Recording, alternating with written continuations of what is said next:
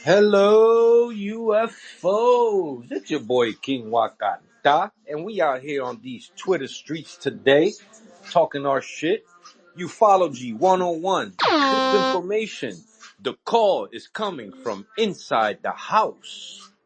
We got our boy activated Red Panda. In the background, we have Tifftastic, Screen, UFO Spidey, and Kronos. What's up, guys?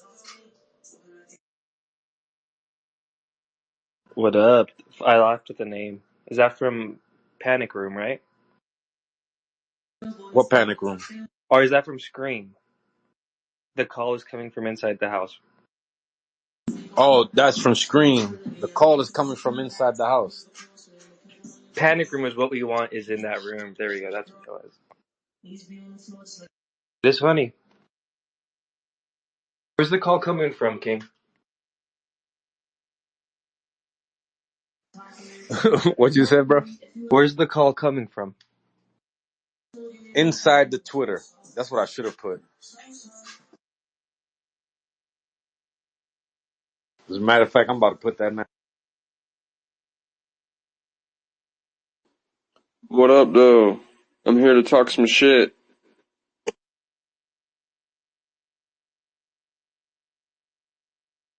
That was part of the introduction, right? I'm in the right spot?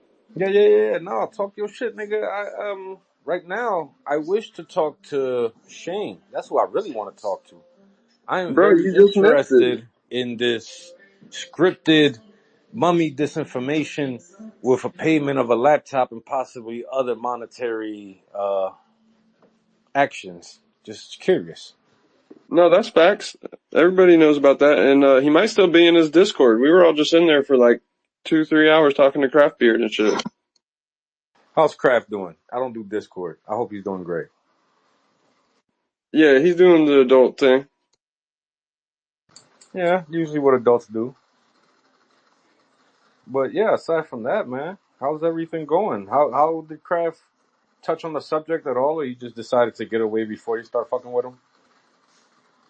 Pretty much. And it That's wasn't cool. necessarily them. He said it was just the community in general, because the way everybody like turns on each other all the time, you know? I get it. Tell him I stood the same always, and I will continue to be the same. Those that don't like me will either start to like me or will start to hate me less and start hate somebody more. And pretty soon, I end up on the same side as them somehow. They'll come over to the mummy side soon enough. Everybody, Jaime was right shirts. I don't know, bro. I think you meant Screen was right shirts. We Yeah, might need some Screen's always right. with this fucking plasma shit. Turns out to be right. We might be needing some Dr. Screen shirts too.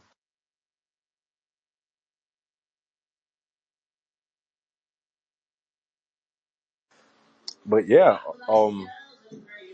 I am trying to work on a piece about Darcy Weir and his connection to the disinformation of the Nazca mummies, which I'm trying to keep it, focused on that. But geez, this fucking guy deserves his own episode. Did you listen to my space? You should listen to that. There's some of the Nazca movies in there. I'll try and find the Skyfire thing where he raged at Homeboy. Clip that today, probably, yeah. Where he what? Where he like got all weird and raged at Michael Mazzola. Yeah, that was the mummy soup clip. See if you can get that for me. Yeah. That's a good classic. Me and Kent always get a chuckle out of it.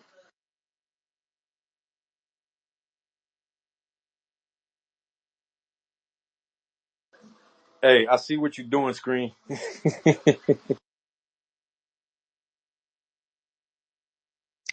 So I want to get this story with Darcy right. He bought a laptop for UFO Shane that had software installed so that he could remotely access it, and then sent him scripts about how to debunk the mummies for him to read and publish as if it was his own content. I believe you are correct. Not if if it was his own content, but just for him to put out, not like as him collabing. No, like like to make it seem like it was Shane's own shit. He No, should no, that's what I'm clarify, but I saying. think Not to make it seem that way. He just did it for him so he could put it out. Like, it wasn't a secret that he did it for him. You see what I'm saying? Oh, okay. at the time the video came out, it was a secret that like he wrote the whole script for him. Are you Well, sure? Because I knew way beforehand. You should double check with Shane. I just double checked my DMs and stuff earlier today. maybe you have some inside info you ain't even know. I haven't even seen these videos of him reading a script. Does anyone have them? I think they're still up on his YouTube channel. They're pretty bad. Not gonna lie, they did some like CGI walrus thing. He's Yeah, like it's like a shooting walrus on on song. crack. Did you say it's when he was still on crack? No, no, I said it looks like a walrus on crack. Like, he looks like he's strung out. And we all know meth was his guilty pleasure.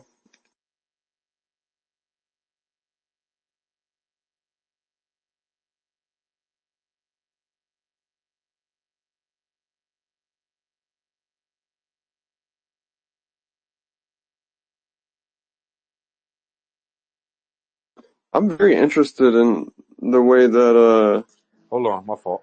But yeah, if I get in a fight and you got to jump in and shit, I know you got my back, son. We out here rumbling together. Me and my pretty ass goon bitch. Like I'm with the shits. yeah, y'all both stomping them out. That's what up. Oh shit, yeah. So, but besides Darcy Weir, who do you think is the disinformation agent?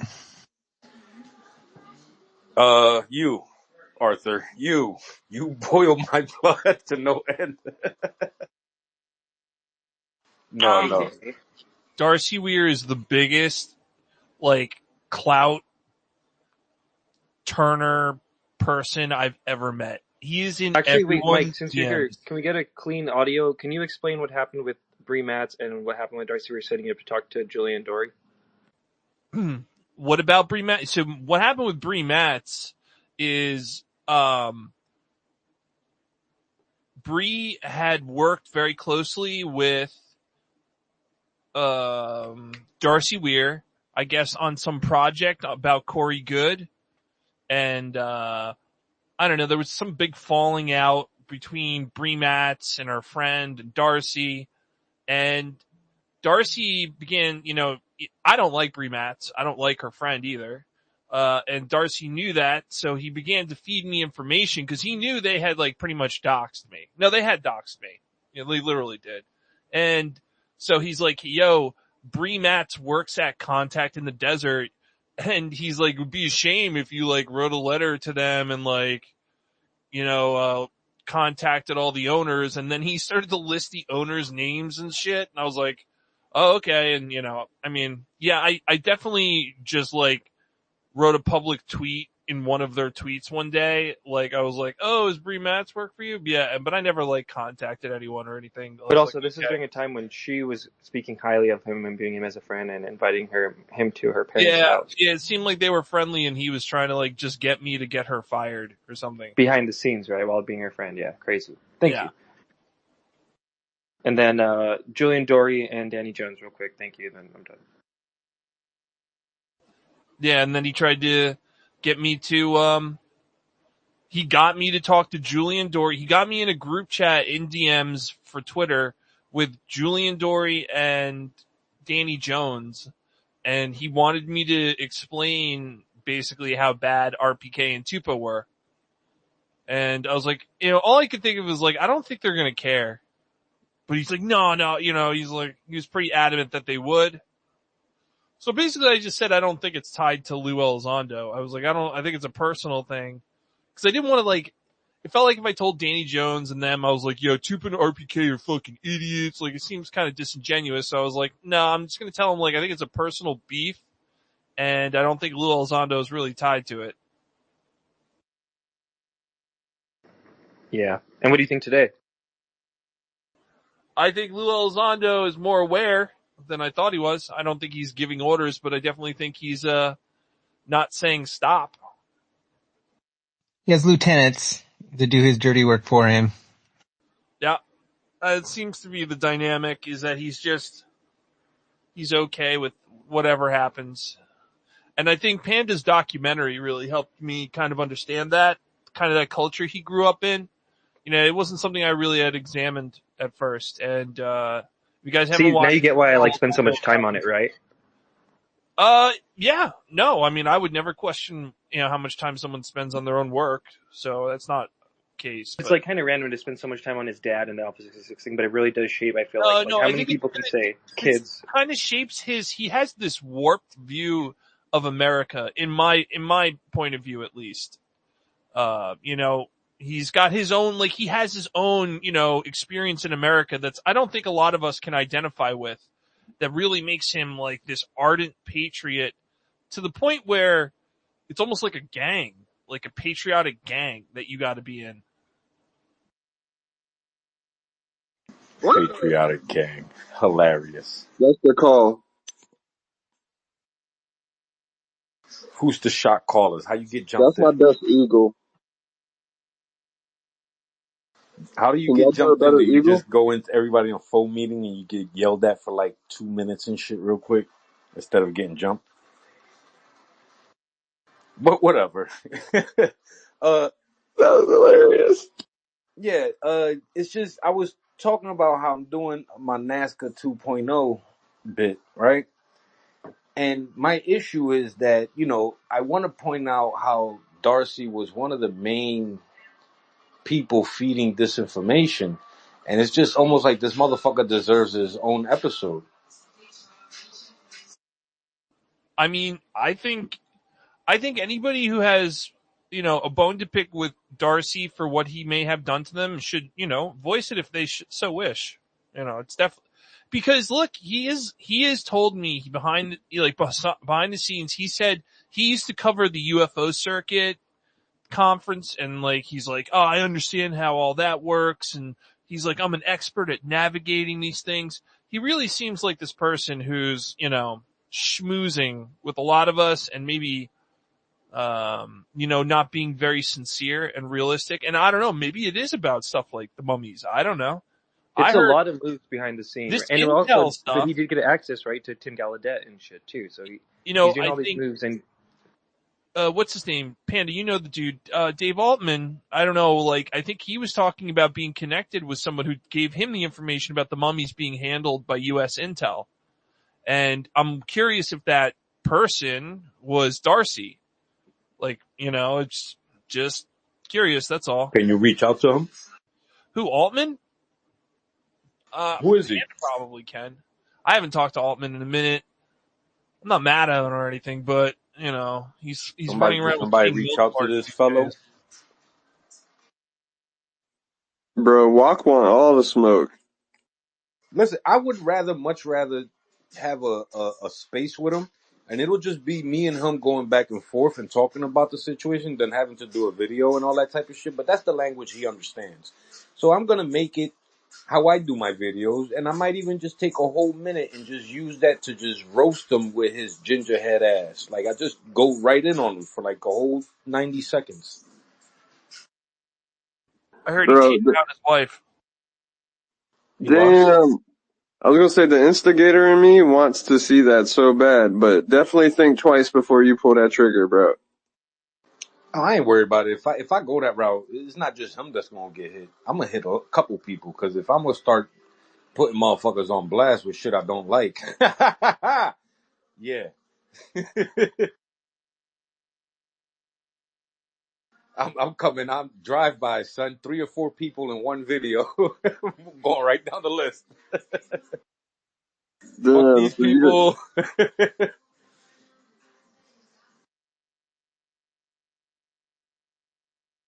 Dude, man, it's the ricochets, it's the strays, you gotta make sure you hit him and not have all just the goons come after you.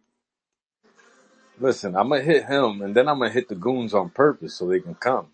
But no, I do want to keep it at the mummies, and it is very enticing to just be like, yo, this dude is a piece of shit. He's trying to create beef between Vetted and the Y files and this and that, and dude, I'm tempted to do it.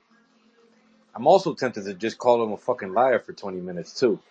Even if you just do the mummies, that's still, I think, good. You know what I mean? Like, I think when you look at the mummies, then realize that's in the greater picture of like all this other crazy shit, from Big Homie to Vetted to, you know what I mean? Do you think Darcy Weir knows the person who called Ryan Graves at the Mexican hearing and told him the mummies were bullshit? Dude, And it's probably fucking Darcy Weir. No, I'm just kidding. Yeah, I bet he does know. Hold on, yo, can I play my mummy song for just a few seconds? Yeah. Oh yeah, we always got time for that. It's the Roman militia. Oh yeah. Over about not from Mars. It's a funky kind of history. Shake it, shake it. Red tight trip is sweetness. Sugar mummies don't listen. We've got the swinging fame, but man, you just miss it. You know it. Here comes trucking mummies like we know grifters playing shady games. What a shame. Stolen culture's got 'em running, mummy dust got fake names. Cause it's the dust. Hidden treasures real only ain't no cosmic claims. Get down, just some ancient beats with disco under that frame. Shake it down now. Ain't no alien magic, it's all about that funky dust. Y'all funky dust. Sugar gonna legend is that just got mistrust. Say what? Mummy militia, set it right. No space invaders in sight. No way. Come with us and keep it tight to the rhythm all the night. There you go. A little taste. Shout out to the Mummy Militia. We got our boy Kent with his hands up. What's up, Kent? Yeah, hi, okay, hi everyone. Yeah, Darcy's not interested, mate. He's not interested in knowing, he's not interested in investigating the mummies, properly. When I sent him all the information on rigor mortis and how to do proper preservation of mummies and how they couldn't be, chucked in some water and made into mummy soup, what I found was this is the one thing you find with people. This is just some advice for people that call themselves investigators.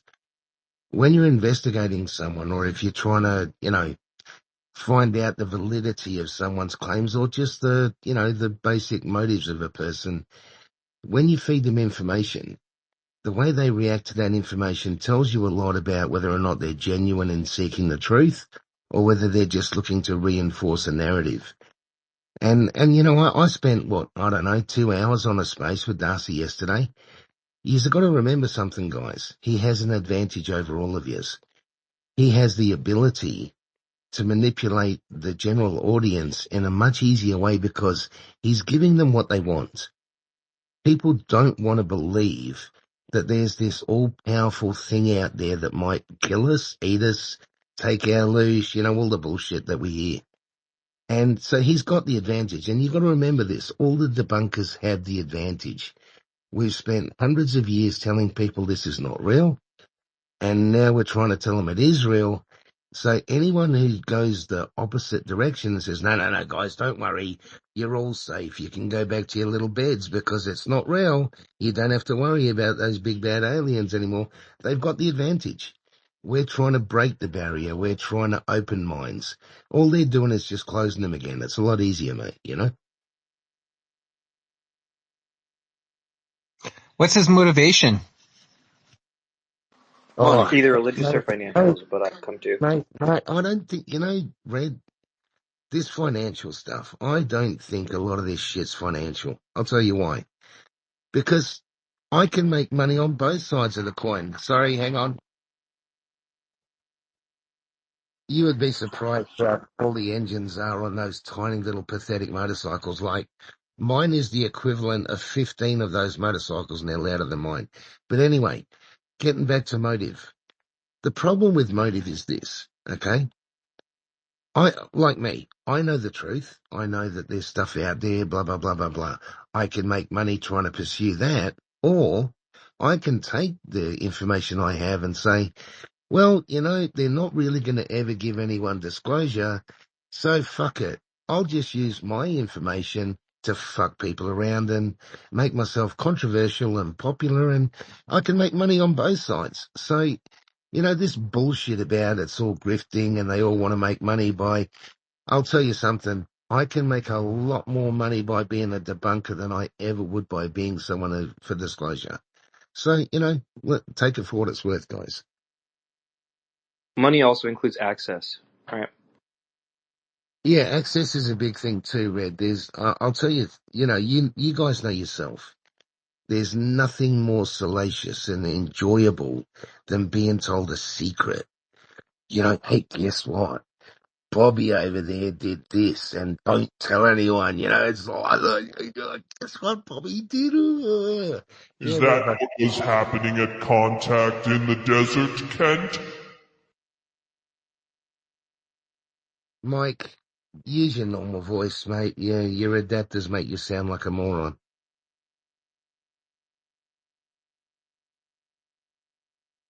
Sorry. Yeah, you're making a good point, Kent. We all know how it's like crack for ufologists, insider info.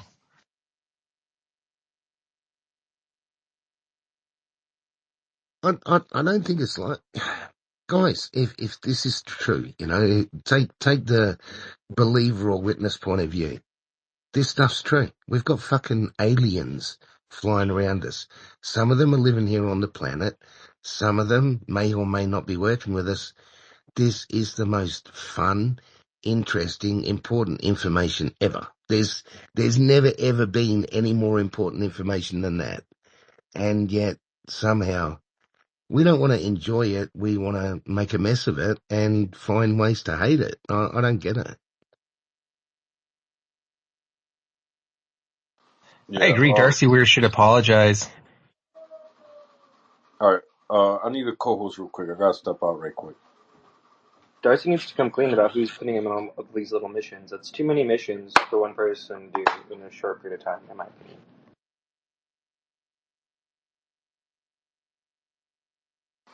Fuck Darcy. He's full of shit. I mean, it seems clear one of them is probably Lou Elizondo, right? If he's trying to set up people to say that, and part of his behind-the-scenes little thing is all about Lou Elizondo not being connected to KMF. I'll just say something for people to think about. It's one thing. It's one thing to try and stop information coming out. It's one thing to try and discredit people. But when you are actively, when you know a person's genuine, and you're actively trying to screw that person over, that's not something you do. It's not something you do casually, in my opinion. When you're trying to, these people have been trying to get people to lose their jobs. They tried to attack Ocean's family. I mean, this is not fucking kiddie stuff. We're not in a schoolyard. These are people's lives. These are people's futures that we're talking about. We're so flippant about the way we treat people in this field. It makes me sick, because I don't know how many of the people in our community are AIs or real or whatever, but the people listening to this is what people seem to miss all the time. There are audiences listening to this stuff who are trying to work out what the fuck is going on. And they come into these forums, and instead of getting some sort of enlightenment, it's like coming to a fucking circus to try and learn fucking astrophysics. It's a joke.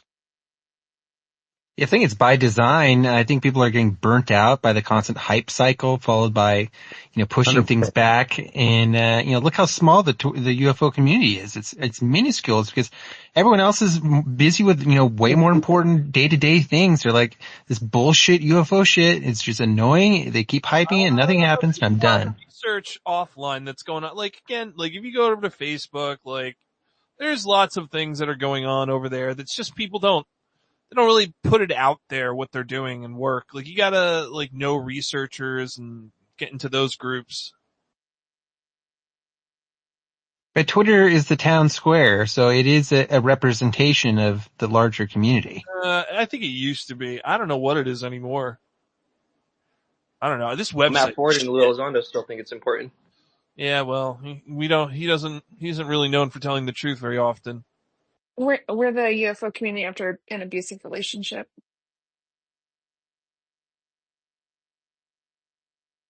Yes. Yeah, I've been posting lots of clips from Joe Rogan, and I really think people should go back and listen to that carefully. That his interview with Schellenberger. Clip, bro. Tell us who liked it. That was a nice find. Oh yeah, that Eric Weinstein liked that post that I tagged him in about him getting fed, this bullshit, Lucy in the football, and it was Elizondo. And you named Elizondo in your tweet, right? I tagged him in my tweet. That's because he got his clearance back. I think he was like ready to go all out, and they were like, "You ever want to work again?" Like, has anybody read his book here? All right. Anyways, he sounded like he was struggling after TTSA, and I think they dangled that clearance back in front of him, and they were like, "Hey, man, you want to work for us again? Yeah, you can write your book, but we're gonna cut some stuff out," and he just played ball. Well, if that's true, what they might be doing to him, kind of like what Science Bob went through, where they give it back, but then he can't really get a job with it, so he's stuck being quiet. No, he got work. I think he's got work. He got work with Space Force. You know what I mean? And I think he's had work with other contractors. Same thing with Grush. I think the same thing is going on with Grush. Like, he's got his clearance back, I'm pretty sure. Just wait, bro. You can just wait. You sound like them. Stop that. Just wait. Yeah, you can't tell me not to do it, because then I want to do it so much more. Like when Tiff was like, "Don't click Shane's link," I was like, ugh.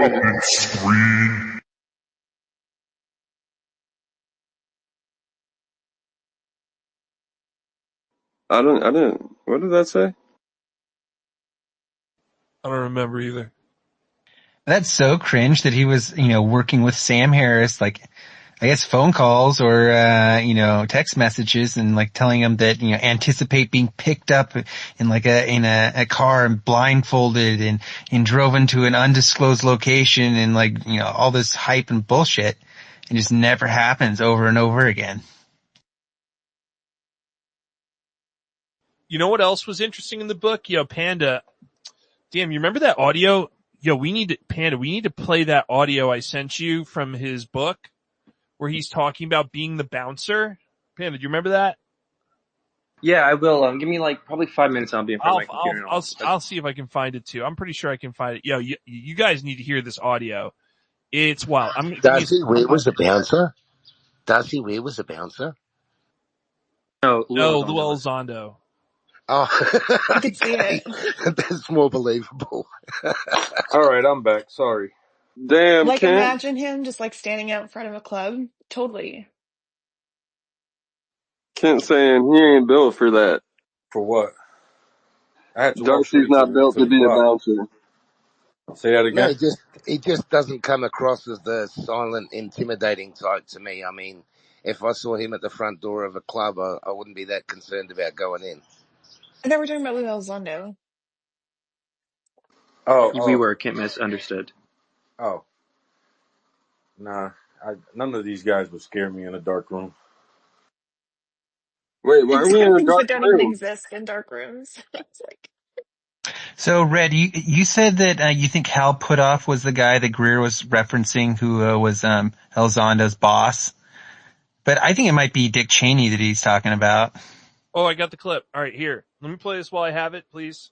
You guys, so this is Lou Elizondo talking about when he was a bouncer. And listen to how he talks. Just listen to what he says, the exact words, okay? I think this should come through, okay? Nothing in life satisfied me more than giving a bully his just desserts. In hindsight, my job probably served as an outlet to help even the playing field between the bullies, not so different from the ones in my youth, and the underdogs. For better or worse, and for the first time ever, I had full control of my environment and could remove anyone whom I saw as being a bully.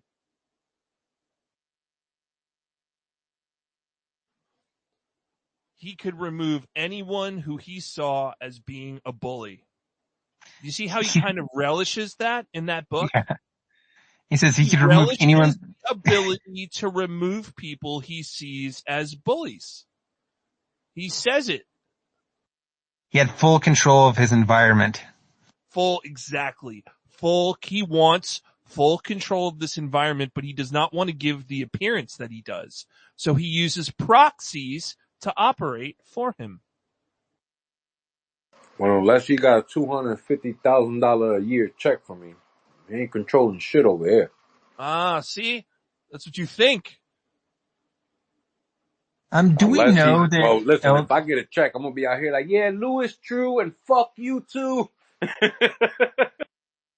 I know that Elizondo, or I think it was Danny Sheehan, leaked that Elizondo was working for the Space Force. But do we even know if that's true, or did he just make that up for street cred? Well, Michelle Strand said that when he leaked it, that's what got him fired. Remember? That's another little data point there. I don't know, though. Okay, so let's say that it's true that he was working for Space Force. I mean, he was a UFO celebrity at that point. What do you think his job at Space Force was? He also says he worked with Grush during that time, so probably some UFO-related shit, I'd imagine. He was Panda, probably can I some ask you a glorified question? If he consult. worked with Grush, why does he call him Grush? Good Because he question. probably didn't really Maybe work he with called him. him David. Yeah, I'm just, that's one of the things I find interesting. You know, when you work with someone, you don't mispronounce their name if they're a working colleague of yours, you know, if you work with them. He also spelled the name wrong of the person who Stephen Greenstreet suspects is the Immaculate Constellation whistleblower, and thanked him in his book, but spelt his name wrong, which I Oh found was wait, so just like the classic Immaculate Elizondo. Constellation whistleblower is thanked in the book? One that Stephen Greenstreet suspects they're talking about, yes, but he's Oh. thanked in the book, but his name is spelt wrong.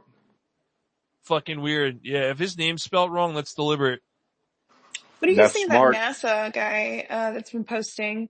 And he's referenced Bob Lazar in two of his tweets, in his farewell tweets. Can you put them in the nest, please? Yo, dub for Yeah, Bob. he Sorry. deletes them, so I have to throw up the pictures of his posts.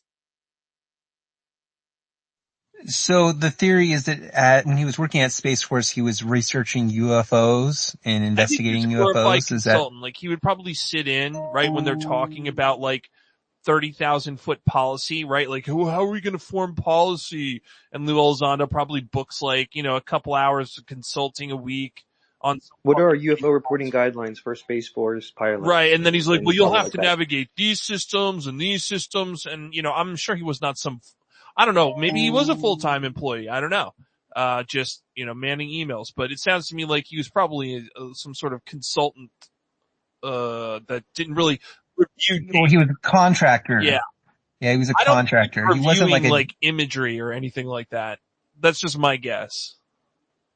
Like a policymaker, moreover, or someone who helped make policy within the department.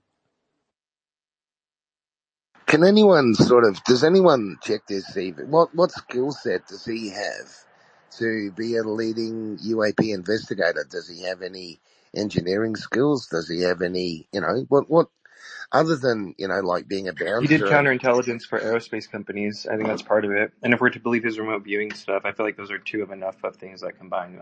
I could imagine why they would call on him. Yeah, I just think if I was discussing the nuances of how to build carbon fiber nanostrings, he wouldn't be the guy I'd be talking to, that's all. Security, I think his main work Okay. was plugging Arthur, leaks. and let me ask you a question that zero people are asking. Where the fuck is Sean Cahill?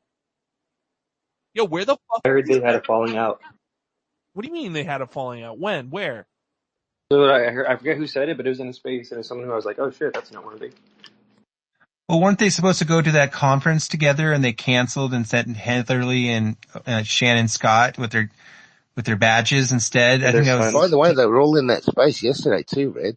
Klaus was in there, Heatherly was in there, Think Tank was in there, Disclosure Memes was in there. They were all in there listening, eh? What Red was Nice, talking good for about, them. Kimball said it, but I don't think we ever verified it. It was something that he had heard, right? No, I don't think that was from Kimmel where I heard that they had a falling out. I wish I remembered who, but I don't. Sorry. Oh, so he said that as well? Yeah, I guess so. I hadn't heard this until Yeah, now, so too. what about all the people who are Cahill fans? Where the fuck are they asking questions like, why isn't Sean, Sean's been running around with Lou Elizondo so to his side for years, and now Elizondo's like, Magnus Opus is out and Cahill is nowhere. And that's not Yeah. odd. That is weird. You think he'd be riding his coattails, right? Well, Oh, yeah. there'd be some explanation. Why?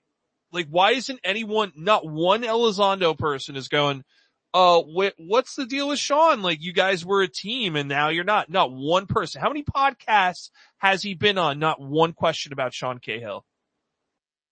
Well, from what I understand, Elizondo gives people a list of things he doesn't want to talk about, or is this something I heard somebody saying some bullshit about? That's another great point too. Not only has he not come up, like no one's asked it from the like approved circuit ring. So I wonder if there's some kind of behind the scenes like acknowledgement that like don't bring that up. You know? I heard Elizondo had a falling out with Exactly. He has a with list of Melanie. I don't know if not to that's ask true. questions.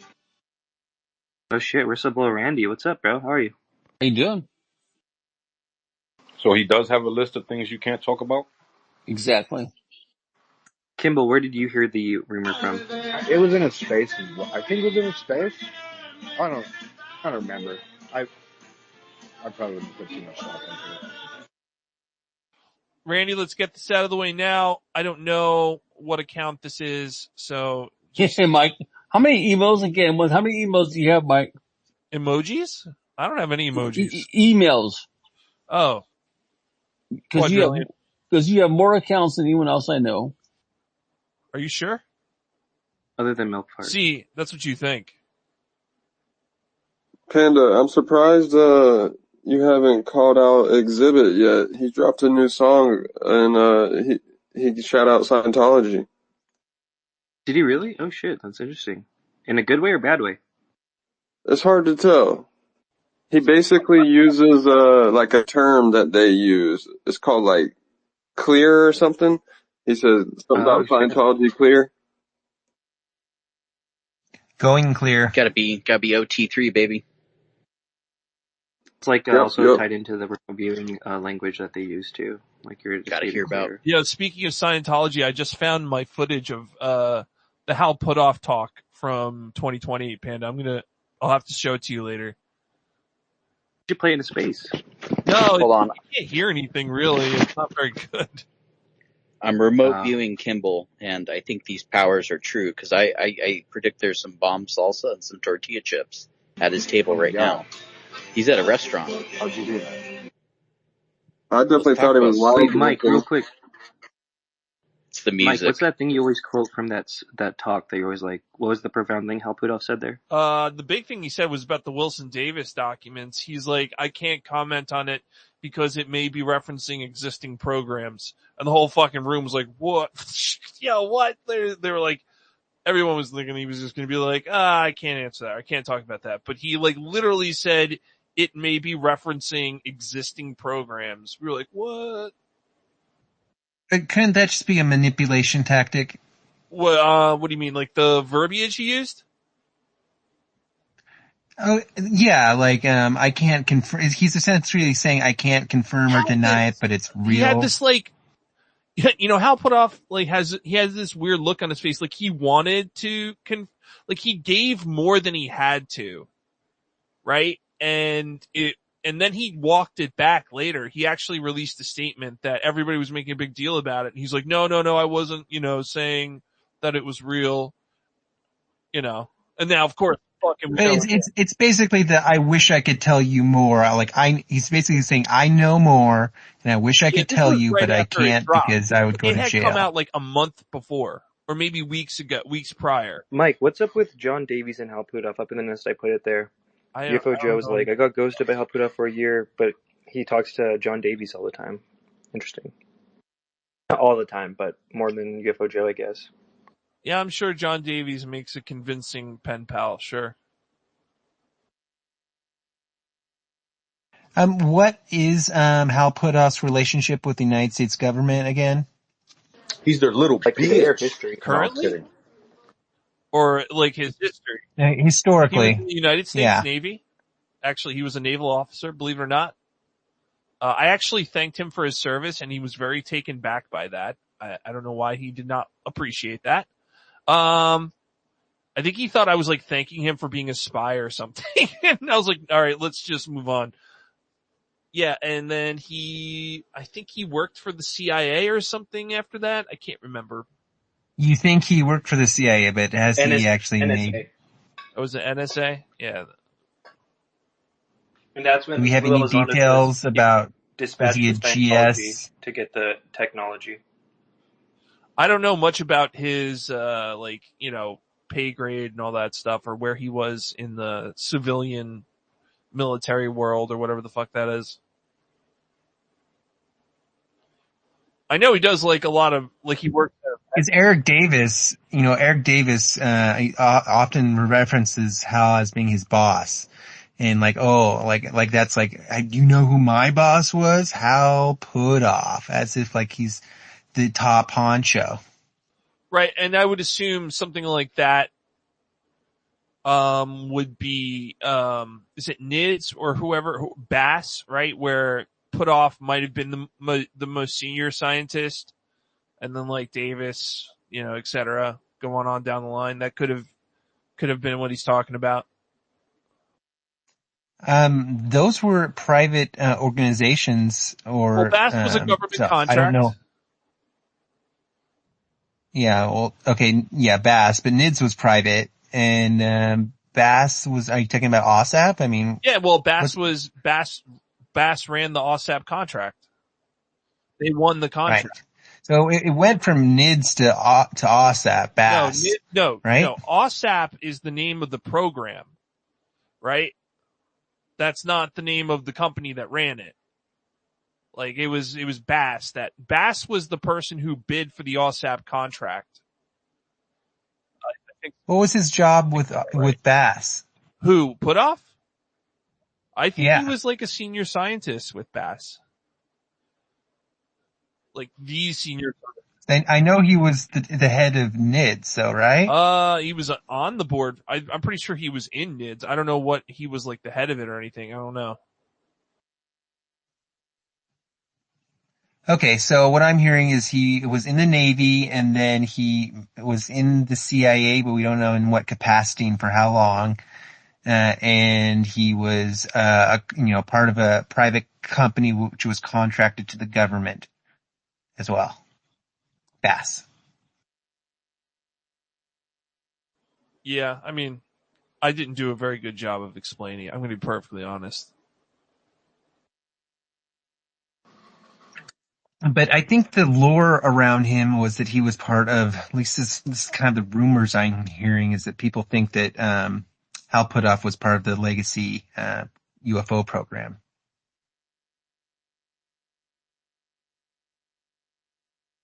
I think if there's still an MJ-12, he's probably the lead scientist. So what do you think his position within the United States government was? Do you think he was part of the legacy program, Kent? I'd be surprised if he wasn't. I was mentioning this the other day. We know that they were using MK Ultra derivatives in their programs, and yet I've been on a panel with a few other people doing a whole series on MK Ultra, and Puthoff's name and Kit Green's name never came up. I just found it interesting that all these programs that were run, we know. Well, we apparently know. I don't know, but Hal and Kit were using derivatives for experimenting with mind control. And yet they never come up in any of the MK Ultra stuff. I found that quite fascinating, actually. But what makes you confident in your assessment that he was part of the legacy program? Is it just rumors you've heard, or Doty what? talked about it. I mean, look, I'm not going to say anything, but I think Doty was on point when he said Puthoff worked on technology that was alien. Yeah, I mean, it just makes sense, mate. I don't know. I can't verify anything. I'm just a dumb Aussie in Thailand, but it makes sense to me that these guys' names keep on popping up in all the right places to be some of the key players. That's my assessment, and that's just based on what I've seen. That's all. Well, I definitely think he's a key player. The question is, I mean, is he part of the aviaries or like the Advanced Physics Working Group? Which would appear, the Advanced Physics Working Group at least was set up specifically with the intent to try to break into the legacy programs, like to get the attention of the legacy programs. So they were never actually part of the legacy. None of those members were part of the legacy program. But the problem is that there's a lot of shit that we don't know. And that's true, Wakata. Yeah, we assume a lot of this stuff, but we really don't know. We don't know what we don't know. I'll put it to you this way, guys. Here, just a thought, okay? Let's just use one of the circumstances that we've been told about. There's a UFO somewhere in the world that is so gigantic they couldn't move it. They had to build a building over it. Okay. So if that's true, let's say it's true. If that's true, there has literally been thousands of people involved in the cover-up of a gigantic UFO in a country, designing and building a building over the top of it. All these wonderful, super genius reporters that we've been hearing these stories from have never found a crane driver, a concrete worker, a plumber, an electrician, or anyone else that's actually worked on any of these fucking buildings. So, these wonderful investigative journalists have found a fucking gigantic UFO somewhere, but can't find any of the any of the people involved in building a building over it. That sounds awful strange to me. It's almost as if they don't want to find it, yeah?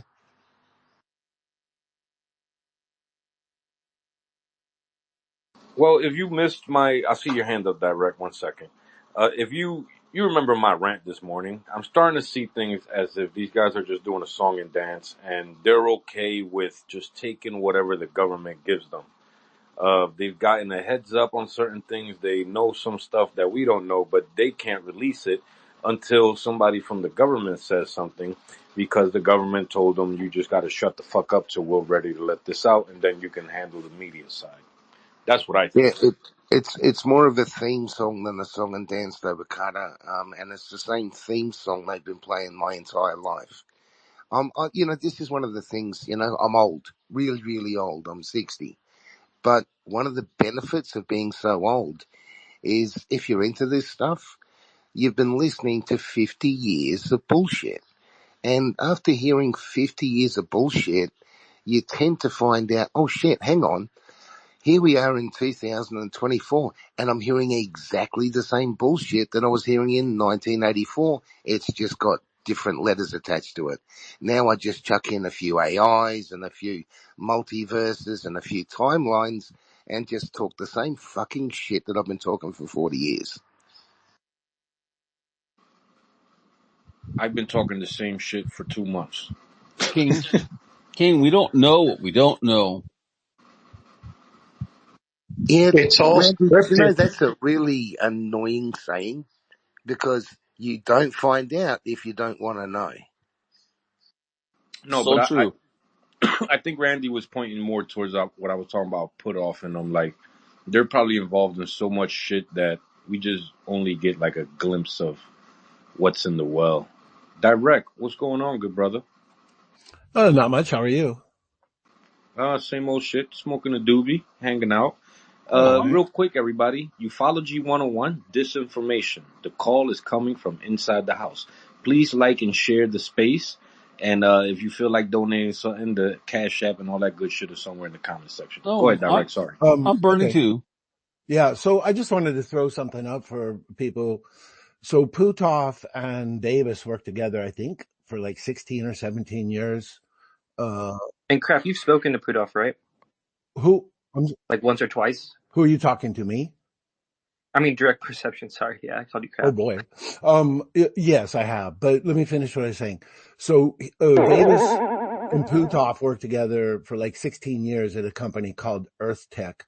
So I posted the bios and the link to that page, and then also Eric Davis's bio and resume, so to speak. So they've had a very long history together. So did you have a question, Panda? Just how many times do you talk to them? And I also think at some point Richard Doty was either involved with that company or a company after working under Putoff. No, he just likes to interrupt. No, I was trying to give context for the room that the person who's about to speak about how Putoff has actually spoken with him. Unlike many other people. No, and I appreciate that, Panda. Thank you. Yeah. So what was Earth Tech? What did they do for 16 years? You'd have to look at the website. I've never dove in. Let's see here. So Earth Tech, I mean, I can look at it. It shows two people I've never heard of, Colin Putoff and Brendan Putoff worked there. So there, you can look at it. I mean, I can try to read it, but Their research page: fundamental physics, interstellar studies, experiments, life sciences, publications. So it's all there on those links. I pumped them up into the, I don't think I did this one. So what was the product that this company was selling? How did it remain viable? This I don't know. All I know is that they worked together for a long time privately. That's the point I'm trying to make. It's the only thing I can say. I've never researched what EarthTech did. So, but I did provide the information so anybody interested could take a look at it. So to answer your question, Panda, so let me think. So how many times did I talk with Hal? 1, 2, 3, 4 in person. And by in person, 2 of them were over like Skype, I think at the time. And then a fair amount of email. That was all related to meeting him at the 2018 IRVA conference and being very fortunate at a table of like 30 some people. Everybody was coupled up. So it ended up that there was one chair directly across from Hal at this table. So it was like musical chairs. I like climbed over people, bumped into servers, and dove into that chair before anybody could get it. And that was about a 2-hour conversation. So that was my first actual talk with him. And he was, look, I'm not going to say an NSA agent can't fool me. Okay. I'm sure that they can, but he was very, very pleasant, very polite, and he was very interested. He started a conversation with everybody in his hearing range, asking them, what experiences have you had? And so at least 3 of us answered up to that. And then he confirmed various things that we had told him. And then during that conversation, he wasn't aware of the Project 8200 that Skip Atwater had started based on Pat Price's underground base papers. And of course, Hal was aware of those because he was the one that received them from Pat Price in 1973. So he was leaving SRI and he asked me if I would send him the data that I had on it, which at the time was Skip Atwater sent me 20 gigabytes of his work. And then eventually Hal gave permission for a third party to give me the original or copies of the original Pat Price papers. So then, as part of our basic remote viewing training, he appeared, and that was just to tell us the history of remote viewing and let us ask questions about remote viewing. But during the intermediate course, I thought, and I said, well, I'm just going to go kamikaze tomorrow on my opportunity to ask him a question. So I apologetically said, look, I'm not going to ask you anything about remote viewing. You know things that I dream of knowing. May I ask you a question related to that? So he kind of paused. He said, okay, and I said, and obviously you're free to, say no. So then Wait, I want to stop you direct. You said he knows things that you dream of knowing. What makes you confident that he's so in the know? Well, it's an opinion, so I can't substantiate it, but I know being involved in the various things, Pat Price's underground base, Ingo Swann's penetration about the moon, and the numerous other things related to remote viewing, then the aviary, and so on and so forth. So it's an assumption on my part. So I assume. Yeah, I mean, it's a fair assumption. Like, just based off the stuff we know that they did. Imagine the shit we don't know. Right. Or you think that's... Well, here's something that we know. Here's something. This letter from Ron Pandolfi, and it says, "Hi Tim, you aided the crooks with the false statement, and the people that paid to study it were doing the work before they were compensated for that. The crooks that scammed Bigelow were in for big money. I attached the kickoff meeting. I'll post the rest up, but essentially, Ron Pandolfi is saying that Hal Puthoff is a well-known techno scammer. Oh, okay, that's fine. Essentially a fraud. I was asked a question about my communications, and I'm trying to answer that question. Everybody's free to have whatever opinion they want about Hal Puthoff. I'm telling you, yeah, but Arthur, this is the thing.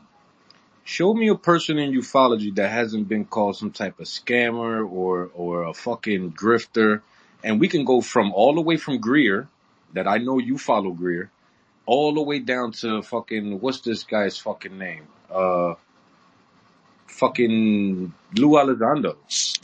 But it's fitting this pattern that, that Joe Rogan brought up. This, I wish I could tell you more. I wish I could tell you more. There's a lot of shit going on. I wish I could tell you more. Guilty of the same He thing. didn't even finish his story, though. Just let him finish his story. That's it. Like, Okay, so Panda asked him a question. Just let him I finish. assume that he knows things. So the way I phrased it, you know things I dream of knowing, and I asked him the question, and the question was, and this was 1 year, almost 1 year to the day of when they had started TTSA. So I said, given that you're leading disclosure, TTSA, have you or anybody on your team had personal kickback that you feel is from the NHI? So he hemmed and hawed and put his head down. Then he said, is anybody recording? So everybody set their cell phones on the table, four people. I don't have one. So 4 people, and they promised they're not recording. And so he had plausible deniability and answered my question, which was a definitive yes. Now, he told a bunch of stories then about hitchhiker events 2 years before the first season of Skinwalker Ranch. And later, between Knapp and the Skinwalker crew, the stories he told seemed to be confirmed. That's all I can say. He also indicated directly that the individual in the back of the video was replacing his computers, his offline computers, for the second time, whatever that meant. So then, as the communications evolved with him, he became aware, well, he asked a third party for me to provide the pictures of an abduction injury that I had and tell the story. So after that got to him, then I got a phone call, and the third party asked me if I would be interested in going to New York and being examined by Kit Green. I politely refused, and after that, we didn't have any more communication. So I'm not in his inner circle. I was peripheral. Did you bond over your former Scientology connection? That was never discussed between Hal and I in any way, shape, or form. So the fact that over 40 years ago I left Scientology, that's kind of a low blow for you to take. Well, so did he, right? Allegedly, I've never right? determined exactly, but people that would know that indicate that he left in the mid-70s. I left in 1983. Ingo Swan left in 1984. Well, Arthur, my problem is when you get in this mode right here. Like, you understand that all of these things that you levy against all of these ufology people are literally the same arguments that are levied against your guy. You understand that, right? I wish I could tell you more, but I'm a super secret government agent and I can't because I'd go to jail. No, Greer doesn't do that. Dude, okay, Greer also has a dead man switch. Greer has not put out half the shit he says he wants to put out because he needs more money. So real quick, Panda, did that answer your question? That's an accounting of all of my interactions. Oh yeah, and you didn't even really have to go into it. I was just for the room to know that, like, you know your Hal Puthoff lore. You know what I mean? We're about to hear on Hal Puthoff from this guy. I never was in an inner circle or know anything. I'm just sharing brief encounters from my point of view. That's it. That's all there is to it. All right, I got hands. But also, you kind of were in Scientology at the same time as him, right? Which I think is an interesting perspective too. To just take note what was of. that about Scientology? Weren't you in it during the same years he was? Like, you were around the same vibe? No. If Hal left in the mid 70s, I didn't get engaged until sometime in 82, and then there were some things that happened, and I defected in 83, effectively with the shit scared out of me. Gotcha.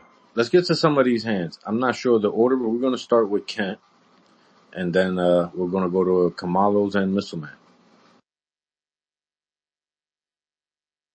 Damn it, you caught me mid-DM. I was chatting with Randy about ammunition and shit. Yeah, I don't know, guys. Just be careful. I've said this for a long time.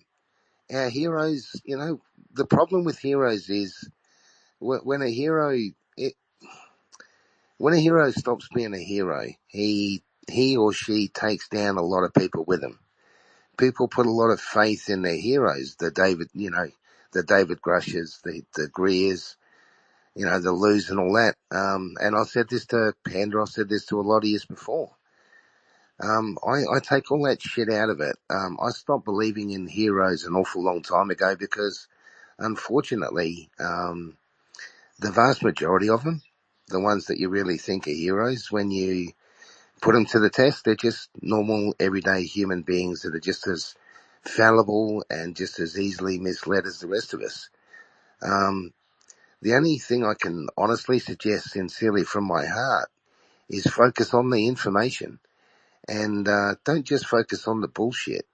You got to understand this is real. We really have beings from other planets visiting us. We really have portals between our reality and other realities. These things are real.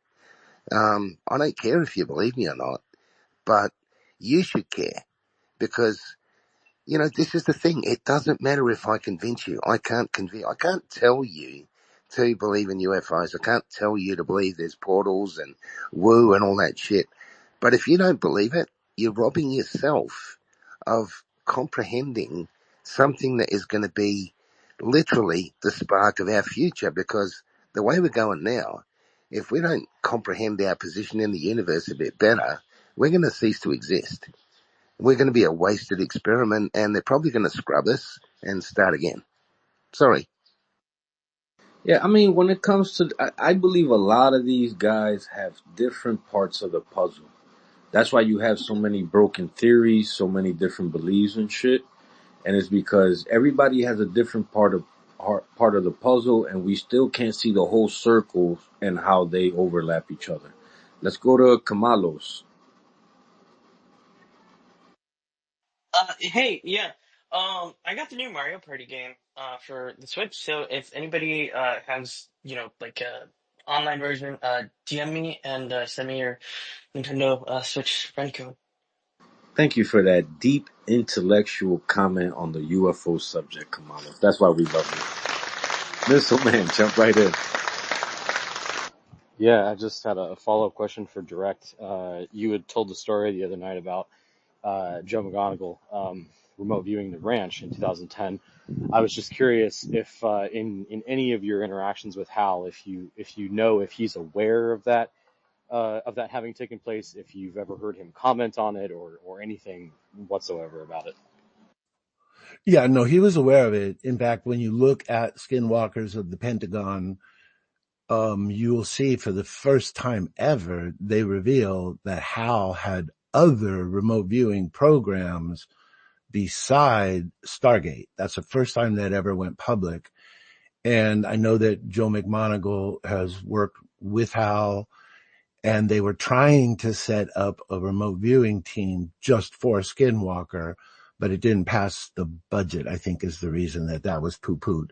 But no, Hal plays his cards very tight to his chest. He will never put anything in writing of substance. In the emails, that was the case.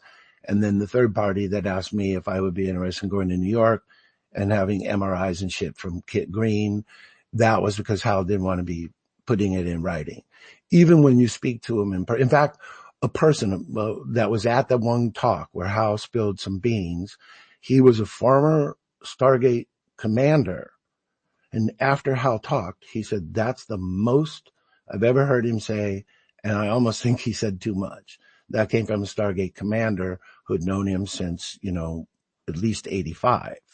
So he never spoke of sessions or anything like that. But when you read that passage or that chapter in Skinwalkers at the Pentagon, he absolutely knew of that session, yes. Was he involved with the Joe Firmage techno scam against Brandon Fiegel, where he lost hundreds of thousands of dollars? It seems like he might have been. The article, I think he was, yes. Yeah, the article where Brandon talks about how Hal and Kit Green came to him to introduce him to Bigelow to buy the ranch, he refers to some failed aerospace project, but then the article says Brandon stayed friends with Hal and whatever, and then in 2014 they approached him. I can post that article. It's all in Brandon's own words if you're interested.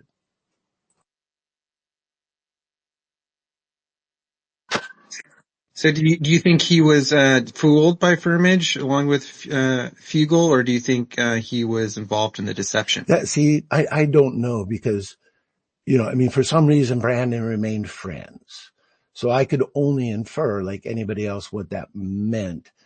So if Hal was part of that, then I can't imagine Brandon remaining friends with him. But, I don't know. I have no direct knowledge except for what that article says. It seems to be one or the other. Either he was fooled by the techno scam along with Fugel, which means he's not an expert. What techno scam? Or he was part of the deception. The Joe Firmage anti-gravity techno scam that Fugel, spent hundreds of thousands of dollars of. He has those like sculptures in his office or those machines in his office. Well, to say Hal, doesn't know his business, I'm assuming his PhD in physics is valid, his years of working at SRI, and then the patents he has on lasers and so forth. So I don't know that I would jump to the conclusion, that he doesn't know what. Yeah, like according to what are the other options? All these guys in the government, what are the other options? Follow what Greer says. They're all just bumbling idiots and all that. That's why Arthur knows how to push my buttons. But yeah, anyway, no, so Arthur, here's what I'm trying to say, the key word here. I don't theorize some other options besides he was fooled himself or he was part of the deception himself. Okay, I'm not being cross-examined. It's like you're asking that you don't know, and he's saying that he don't know, and you're still asking the same question like he knows something more than you don't. I'm asking to theorize a possible explanation. Arthur has I'm not type of a narrative, and Arthur's narrative is all the people that don't agree with Dr. Greer are bad people, and they're all full of shit, and Greer's the only motherfucker around here that knows any truth. Even though he wants a lot of money. Puthoff and Greer used to be friends. Puthoff was interviewed by Greer. He's in his archive. I can give you two very obvious alternatives. It's possible he also hung Hal out with Lou Elizondo, and you hate him too. Sorry, Mr. They're all colleagues, bro. It's possible Hal was independently consulted, and it's possible Hal set up an introduction. Neither of those things have Hal being on either side of the deception. Yeah, one thing, about the Greer-Hal thing, in the film, the CE5 film, he literally accuses TTSA and Hal of wanting to start an interplanetary war. To me, that's an absurdity. So whatever Greer and Hal had for Greer to be saying, this guy wants to start an interplanetary war and destroy Earth, that's off the fucking deep end. But don't tell Arthur that. That's perfectly legit. Well, he did push the ET threat narrative. So, that is just an undisputed fact. But is that contextualizing? That's not the same thing. Contextualizing it properly? Because my understanding of Greer's position is that what we're doing is going to cause a war, not that he wants a war. And well, Arthur, I can the hundreds of people? I can post the quote for you. Is that VC? Oh, never mind. My hand's up. All right, Jay, just 1 second. But what about the hundreds of people that have negative ET experiences? Are these people just making it up? Do you think that there's... No, not at all. I disagree with Greer about all his theory that all extraterrestrials are benevolent. I think that's presumptive, and it's based on this idea that since they haven't incinerated Earth, they must be benevolent. I think that's a flawed logic there. They're not here conquering. That's true. They're not conquering ETs. But this is the problem. You jump to too many conclusions. It's always one thing or bad thing, and it has to be that whether it is or it isn't. But I love you, dude. Jay, just go ahead. Everyone, two things can be said for one, but yeah, go Jess.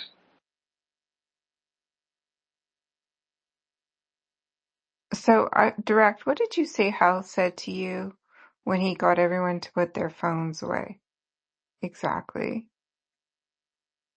The talk started. So once he had everyone put the phones away, the first thing he said, he leaned a little bit to his left, pointed over his right shoulder with his thumb. He said, "Do you see that guy back there?"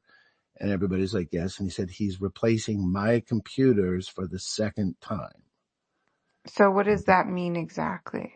Like, Well, the inference based on the question was that there have been things going on, at least at that time within TTSA, that Hal perceived as direct response from the NHI regarding them leading disclosure. That is my takeaway. what if it was just, couldn't it just be the government just basically, knowing, giving him warning too? Like, I don't know. Well, yeah, I mean, nobody pressed him on that detail. The question was, do you perceive yourself as being interfered with by NHI? After putting his head down, letting out a sigh, making sure everybody's phones were not recording, and then pointing back there, I associated the two. Sure, possibly it could be the government interfering with them, but the rest of the stories were clearly not the government interfering with him. Well, it's people So of the what other government, though. stories did he tell? Wait. What other stories did he tell? What do you A mean the lot of rest of what the we've heard stories? now regarding hitchhikers, but this, I hadn't heard the term hitchhiker in 2018. So I made a mistake earlier. It was only 1 year before the first episode of Skinwalker, because that was 2019, I think. One of the stories that I found very bizarre was that somebody had come home, a family, found all of their cupboards in the kitchen open, all the dishes and cups on the floor, and I think it was 3 dogs were up on the roof of their house. Now that seemed bizarre, but then one night a friend of mine asked me if I wanted to jump in on George Knapp speaking at a MUFON thing in Las Vegas via Zoom, and George told that same story. There were stories of injuries to military personnel, which now we've heard, and pretty much, that kind of summarizes it. There's So some what do you things. make of the current thing about the drones? Like, I was reading things like people think that it's getting more serious and they're doing more reconnaissance and there's some sort of threat. Are you in the same camp? What do you make I of it? haven't made up my mind there. I mean, it's bizarre that our military leaders for 17 nights in a row would watch these things come by at a predictable time, 20 feet long in some kind of formation, and various reasons were given for not interfering. But the thing that truly mystifies me is that why don't they at least have a spot where these things were taking off from and then later landing? So what that is, I don't know, Well, I will but say this. If it was super secret squirrel tech, they would not expose it for 17 days straight, and they would not expose it somewhere where, there's actually literally civilians and shit in the area. That's right. Who are And we then, talking about, and though? one The more, government or the ET? that's people are saying it might be secret tech. I don't think it's secret tech, but let's get to some of these hands real I quick. mean, yeah. okay, Yeah. last thing I'll say about that, and then I can drop down from being a speaker. They did make note that they had high level White House meetings for 2 weeks. And the way the article put it, the government UFO office was involved in those meetings. So I Oh, did they presume, say that? yeah, I presume that was a reference to Arrow. So whatever it is, I'm waiting for a hell of a lot more information before I make up Could my you mind. imagine if they came out after the hearings and said, okay, we've got a direct threat and this is going to happen? Like, That'll be freaked fun. everyone. They wouldn't do Missile that. Man, That'll jump be in. called Project Bluebeam, so that's gonna be fake. But yeah, continue. I don't know about that. Missile Man, jump in. I find the drone activities at Langley to be more likely to be high-tech adversarial than high-tech domestic. And there's not a lot of reason to fly your high-tech drones around your own damn base in CONUS so that thousands of people can see it and report on it. But there is a lot of good reason for foreign adversaries to do it, because maybe there's something especially sensitive going on at that particular Air Force base that they're soaking up signals from, or reconnoitering because there's something very important and very valuable to be spying on there. Any number of things like that. Now, if that's just the non-NHI option, it could very well also be something NHI oriented. Could you explain something though, folks? If we've got satellites that can read number plates from space, why do I need to send my super secret squirrel drones into America and basically, create a world war? That just sounds like horseshit. Sorry, it just does. It makes no logical sense Yeah, I don't, whatsoever. because the technology we got, like Kent said, like satellites, we would at minimum be able to track where they're leaving to. If we see them there and turn it on from there, we'll know where they're going when they leave, or we could at least be able to. I'm sure they got everything recorded, so they'll be able to find out where they came from and shit like that. I don't know, man. This seems weird to me. The most plausible idea was like our own secret tech being tested, but 17 days is way too long of a time for this type of shit. Can I just say, look, It sounds more to me like someone who's trying to send a message, if you ask me, Nah, rather than nah. uh You like you just always yeah. scared of It World War III. sounds to me like someone's sending a message. And like sometimes deterrence is a good thing against your enemies instead of, other things. You'd rather use that. So to me, it sounds like for 17 days straight, sounds like a message being sent. I am. Please jump in. Yeah, I just been hearing the conversation, observing the conversation. So, have an understanding. Okay, we understand extraterrestrial, UFO or UAP, whatever you want to put that term in. Understanding, we had connection with these so-called extraterrestrial beings for centuries. Um, I'm trying to figure out, like, when you have, the connotation of, all right, is the government doing it or is the extraterrestrial trying to make contact or, show us something? And then we have, that's, enemy forces, being World War III. I'm still trying to figure out, like, what do we think extraterrestrial beings are? Like, do people think they're Advanced separate species from from us? another planet, the physical ones, or maybe interdimensional beings that are crossing over and using organics to create an avatar and represent themselves. Okay. And the military has a lot of information, um, in terms of since the last turn of the century, the most advanced knowledge of ET or, UFO, reverse engineering was the Germans, the Nazis. And so after World War II, those people came over here, and those same scientists and put NASA together. So when you have these projects and Project Stargate, the Tuskegee Airmen Project, trying to get inside interdimensional, like extraterrestrial beings, but you have to put in the consideration that we have this connection somehow, so-called, or a communication with the so-called extraterrestrial, because yes, they came from another planet, but it is still seeds of those people here too as well.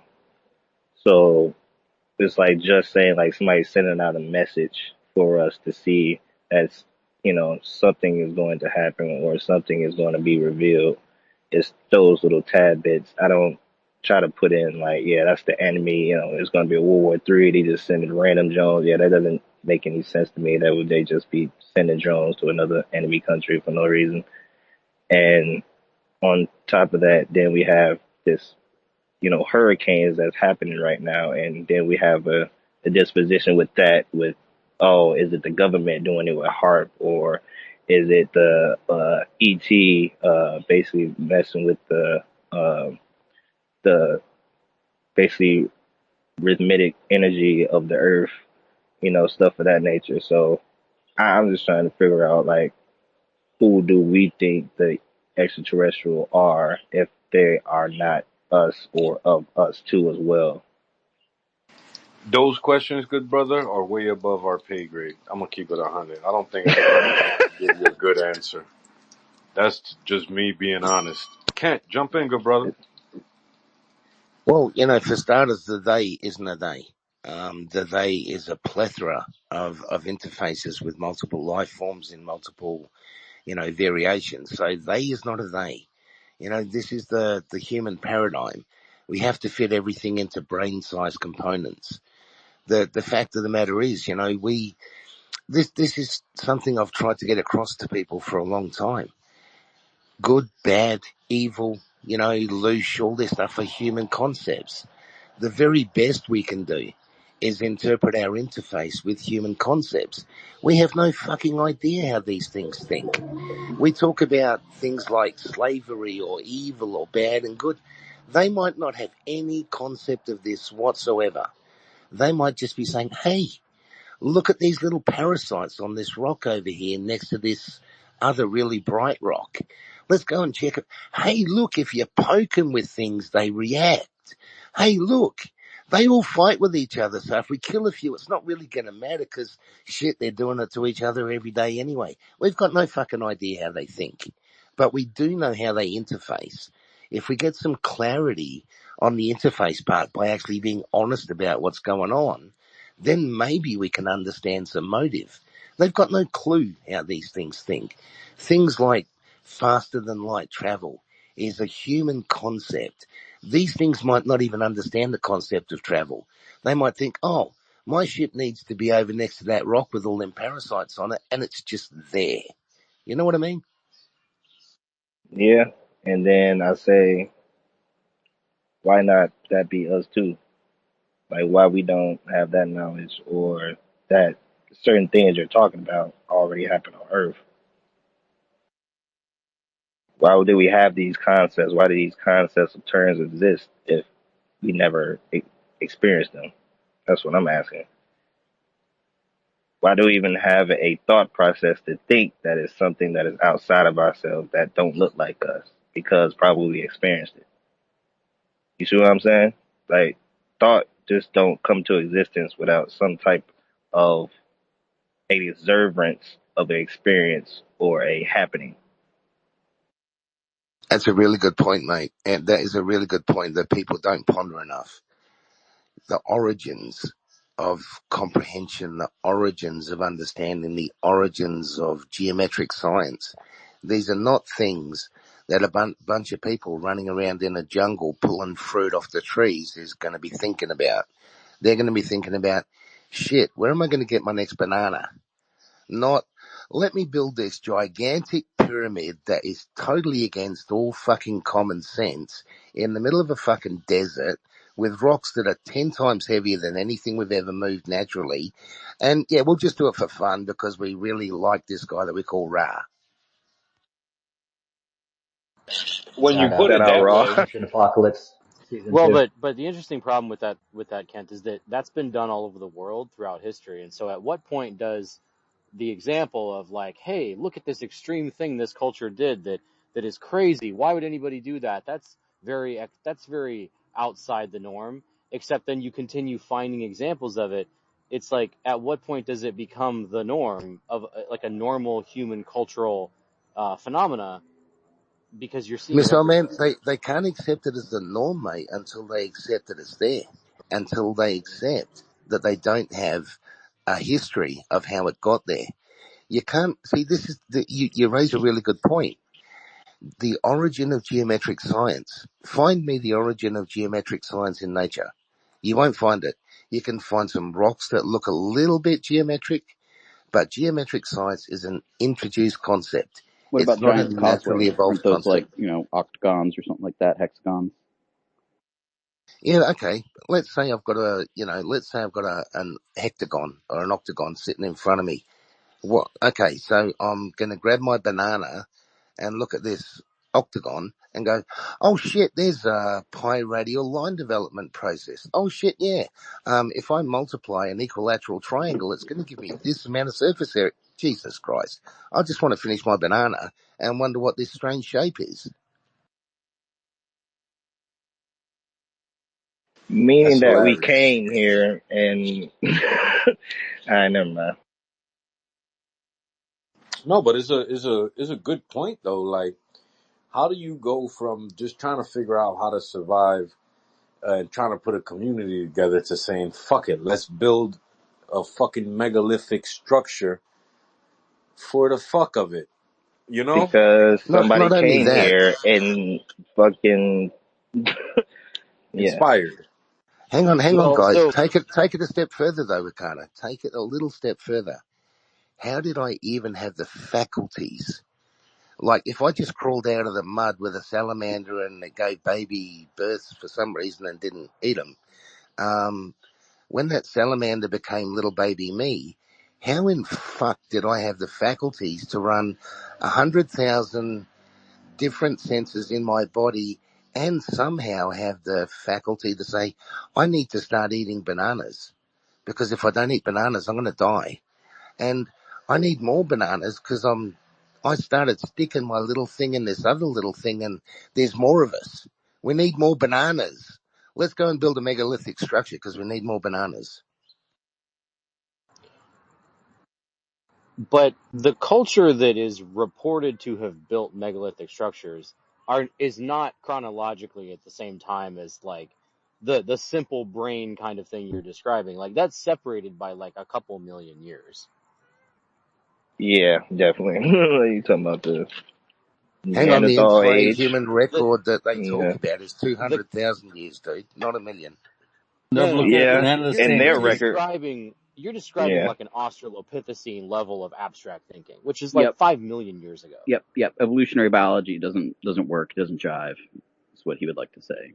Like it doesn't stand to reason that you eat plants and you poop those seeds out, and then you realize where you're pooping. It's like, oh shit, the plants came up. And then maybe that's the beginnings of agriculture or something like that. It's just it When does was the exist. first There are baby born without explanations. a when was the first baby born without a foreskin? That would be the Abrahamic faiths where they chopped them off because they thought Yeah, it why do was we chop disease them Yeah, so off? that carrying, was a Like, couple and they thousand years realized ago. their dick if we stunk, didn't and eat their them, why did we foreskin have was them in the first trapping place? crud, It didn't know and how they to called it wash it right. phlegma. What the fuck is happening? Hey, listen, this conversation just made a whole left turn. Sorry about that. I won't No, but eat a listen. banana and think the same again. No, but listen. But Kent is raising a good point, though. He's raising a good point that he's oversimplifying it, right? We agree to that. But, you know, we believe what Gogekli Tepe right now, they're saying is what? Fucking 20,000 years old or fucking 12, 15,000? 12, yeah. 12. And they believe there's something under it that's even older than that. So, Yeah, it was like a hundred Oh no, they thousand don't years before believe. that. They know there are multiple levels of structures under it. right. There's And they're multiple levels also of an structures under example. Pumapunku as well. I was about to say Pumapunku is the one with all the pointy rocks, and then it seems like they've built over and over and over top of it. And this is at the very top of a fucking mountain. Like, The LiDAR scans of Pumapunku show that the structure underneath it is 5 times bigger than the structure on the surface. 5 times bigger. right. Now, what would motivate Like people to do this? Because, you know, you can be a king and fear. believe in the gods and all that, but there's only so much that people are going to want to do. There has to be some type of unifying influence to get these people to be like, all right, we're going to devote all our fucking time into building this. This earth. People not understand it all started with this earth, this realm, this universe, whatever you want to say, is the universal law within this realm that they understood and they fell in love with because it was a beautiful fucking ass place that was in abundance. Because when you have creation, oh, what was mathematics? Where this stuff came from? Blah blah. It literally came out of chaos into creation, and they basically was in tune with the netta, which is Earth, the netta, to understand these geometrical, astrological structures and patterns to basically accumulate it out of nothingness. They didn't need to speak words in order to create shit. So they had an understanding in which basically whatever rules of law, that's why we have these laws. Even in mathematics and science, we have these so-called laws that we must abide by because that's what realm we live in. I don't, you know. Somebody will agree with you. I think something happened and motherfuckers seen this and they got the idea of building these giant structures. Something gave the motherfuckers inspiration. Okay, That's you what I keep saying think. giant structures, but do you understand Yeah, the the gigantic attributes of that pyramids that were structure? made nearby. Why was Here's it the was thought, built? guys. There's no I such don't. thing as nothing. There Yeah, is I no don't. such thing as nothing. No, I agree, Exactly. but no, but I don't know why they built the structures. That's what our I can biggest tell questions. you which structure you want to know about. Yeah, I'm sure you have your own theory, brother. But unless I It's hear it not from the no gods theory themselves. because exactly you're trying to do speculation, but these structures are still in front of your face. So why Yeah, and don't I'm you not saying they're understand not because it's real, so still I don't. there? But I'm not Exactly. saying they're not real. What I'm So it's saying a is you don't reason know it's why. there. I don't know. But How you gonna tell me I don't know? What the fuck? what the fuck are you What? talking about, man? How you gonna tell me I don't know something? I like the I'm not approach you. though, I am. Come That's in crazy. saying you know nothing and now you know everything. Yeah, Please tell but us who created the universe and how did they do it, please? right, like you wasn't there. Like motherfuckers can say, okay, this might be why they did it because we understand this from their culture and make an educated guess about it. But we weren't there when So they how did you the know your planning. mother? So how you know your mother? Because I sucked on her titty when I was little. Oh, your What? mama. So you gone for So your you mama. just sucking on random women's titties. All right. So how did you know that was your mama? Because she told you that you was her mother, right? Yeah. I think I The was same with there And at your the father, time. right? DNA testing, the fact that I look like But you her, wasn't there when they the was fucking, fact right? that You wasn't there when they was fucking, right? But you know that was your parents, right? yeah, sure. And this means absolutely what? This goes against your argument, actually. No, it doesn't. But go What the ahead. fuck is you talking? I don't have an argument. It's You common said sense, you know nigga. You why they just were said I built. I'm don't know telling you, something you don't because I know wasn't shit. I'm there. telling you, you're That doesn't making make it no up. shit. Exactly, because you don't want to know. That's your fault. I don't give a fuck if you don't want to No, know, you can but make I'm up gonna say whatever it. you want in your head, but you can't tell me I have to believe that bullshit. I did not say you have to believe it. I said I You know. just I said, said, do you want to ask have me a a structure question? and I'll tell you why it was built. Exactly. So what that have to do with anything that you want to? Oh, you know everything, so no. Like, what I are you don't know talking about? shit. That's the first thing I'm saying. And Who I'm said I saying knew because I everything? don't That's know funny as shit, shit. you know even Why less. don't why don't we let Missile Man just jump in here? Go ahead. Yeah, go ahead, Mr. Man.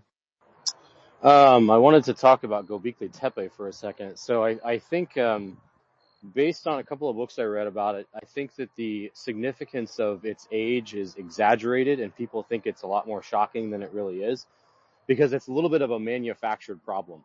So prior to its dating, the significance of its age is the fact that in the region, the consensus was if you were a hunter-gatherer, there weren't enough hours in your day, both to sustain yourself by hunting and gathering and to have enough time to have a specialty skill, to be an artist, to be a leader, to be a planner, to do math, to make art, to invent things, whatever. You were too busy staying alive based on some very fuzzy math on hours per day that you didn't have enough time to have this specialty skill. So there was this concept in anthropology and archaeology of quote unquote the specialist.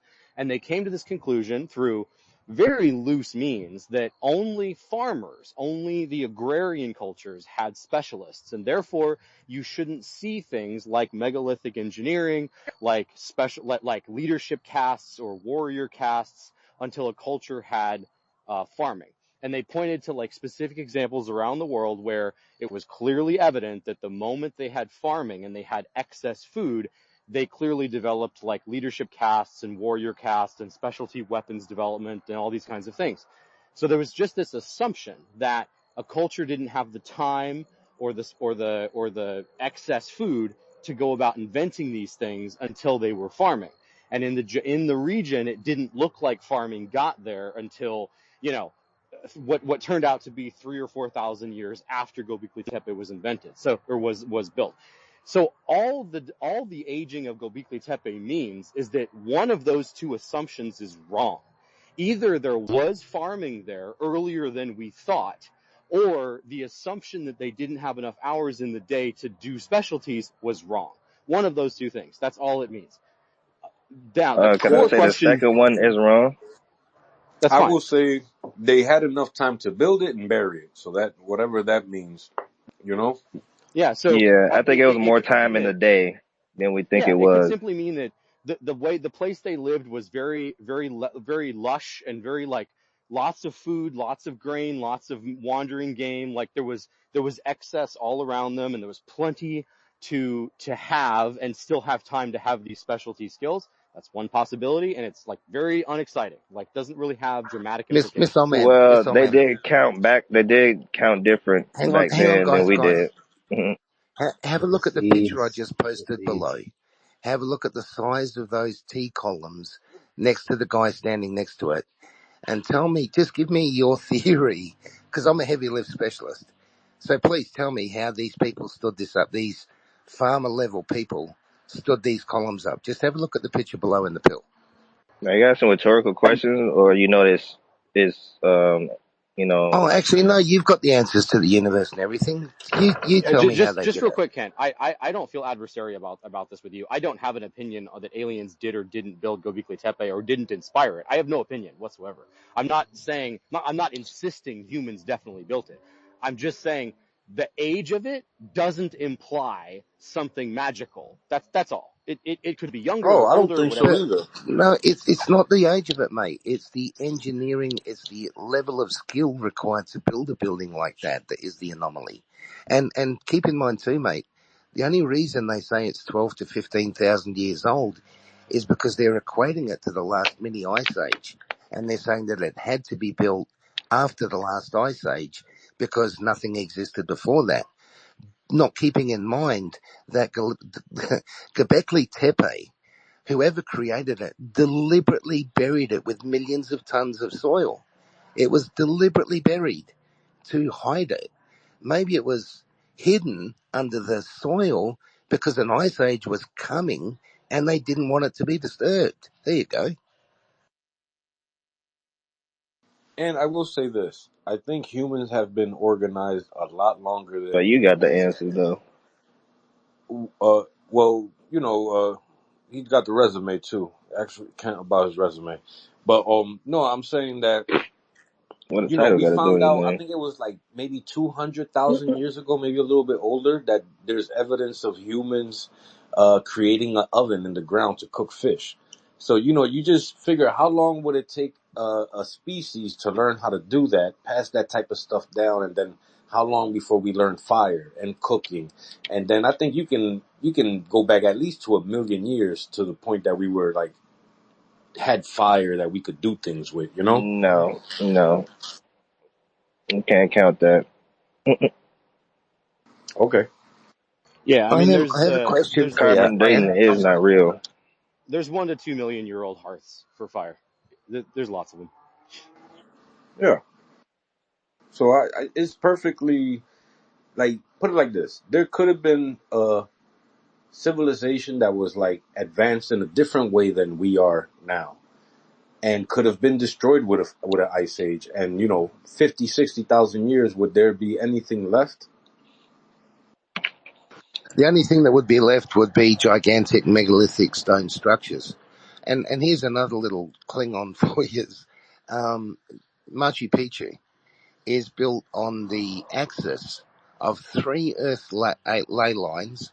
It is built in the middle of a geological fault line and just happens to be, here you go, even though it's one of the most difficult places to build on the planet, just happens to be in the perfect geological position to not be affected by any of the fault lines around it.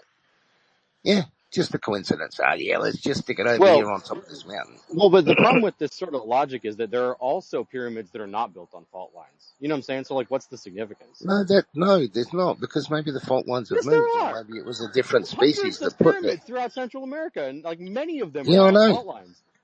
I know. I found one in the Middle East that's still not discovered, but the fact of the matter is, we don't know where the fault lines were back then. They might have been in a different location.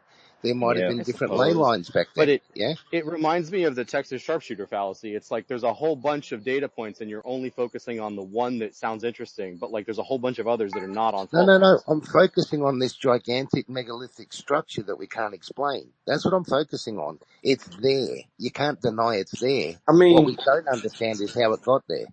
we could keep looking at South America, Nazca, Peru. There's a whole fucking mountain that was flattened. Like, how? The whole top of the mountain and shit is just like I saw a haircut. documentary on it, Ricardo. They got one of the top earth moving specialists in the United States to do an analysis of the top of that mountain, right? And he said, if you asked me next week, if you handed me a check for as much money as I would ever need and all the latest equipment that I have, it would take me 20 years to take the top off of that mountain. Oh, and by the way, there are no spoils. There is no Yeah. trace at all of where the top of the mountain went. It's gone. It's missing. There's no trace of it. Yeah, you would think there'd be a fucking giant mound of fucking leftovers somewhere. So here's kind That of is what I one of just the don't understand. Right here's what I don't understand about this like line of reasoning, is that have you ever argued that ancient peoples had wisdom or knew things that we don't know today? I don't know. Have you ever argued that? absolutely. I'm We sure all they have, did. yeah. Okay, We know they so did. doesn't that undermine the argument that you're making that Exactly. No. based on modern evaluations of how hard it would be to do these things, you're arguing that it must have been done by an external force, but No, at I'm the talking same about the time, physicality of it, Missile Man. Hang on. sure. It's not the practical, it's the actual missing evidence. Hundreds of temples all over India with hundreds of tons of rock removed to build the temple, but there's no rubble. There's no rubble left from the removal of the mountain. Just go back to the fucking physics of it. How did I remove 500,000 tons of soil and it disappeared? Where did I put it? Because it's technology that we did not know of right now. It's And we technology we forgot. don't know. Like we just Yeah, went, and oh we yeah, I forgot, can yeah. take the top off a mountain. Ah, fuck that. Let's forget about that. Let's go back to moving shit around on It's logs with You roads. can see it in our society now because why do we need to change our fucking highway system and concrete every fucking year, every 6 months? Because they know it's a money thing. We can literally create buildings that will last for forever, but they don't want to No, do that. we can't. Well, I don't. No, Yes, I we we mean, can't. this Nah. Yes, comparison We we doesn't would make have can. to sense. We make them out can't. of stone. Unless we're gonna Exactly. start making No, megalithic no structures too. bamboo. You never heard of bamboo, nigga? You Yeah, think but bamboo lasts this forever? comparison to Roman roads is broken because I don't think there were 18 wheelers driving down Roman roads. You know, Exactly. No, there was I don't think the 200-ton ride blocks of on a stone. Yeah, cobblestone Roman road. floating down. Y'all never. 200-ton. I don't think the What ride on a about Baalbek cobblestone missile, road is man? like the You same. can. 1,500-ton blocks. Anybody look at the Florida man? He has literally a stone Oh, structure. please. Oh, please, my ass. So he has a stone structure as a Mexican dude in Florida, Florida man. And he's able to basically have frequency sound nodes where he's able to move and levitate stone ton fucking structures and move it into precise whatever angle that he pleases. And he has literally a whole park of it. It's called And the this is Coral said, Castle. It's and called Coral the it's, Coral Castle, not Castle. Florida man. Yeah, yeah, and no one knows how yeah, he did he's it Florida because man. the technology's been lost, So dude. I just told you. Are you dumb or?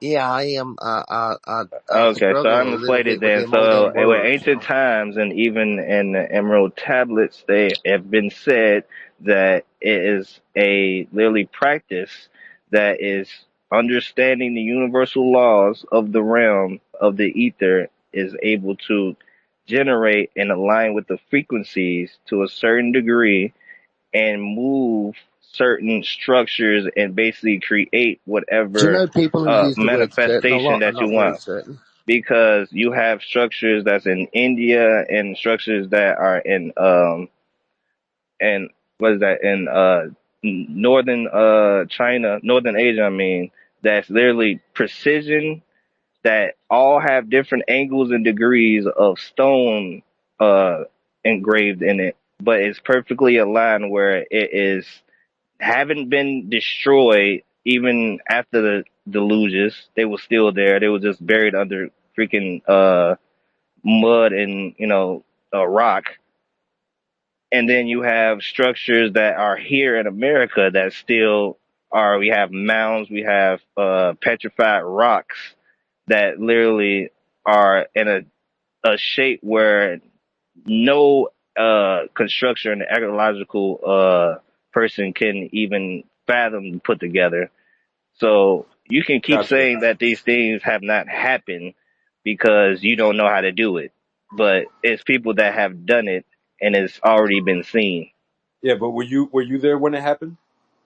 Nigga, were you there at your birth? Stop asking stupid rhetorical No, questions. well, you the one that brought up this idea. If you weren't there, then how do you know it If really you happened? asked your son, were you there when Michael Jordan played, he wouldn't believe who Michael Jordan was, would he? No, you have Well, to we got explain it videos to of him. Michael Jordan, so it's a No bad shit. And we have comparison. videos of niggas fucking levitating rocks.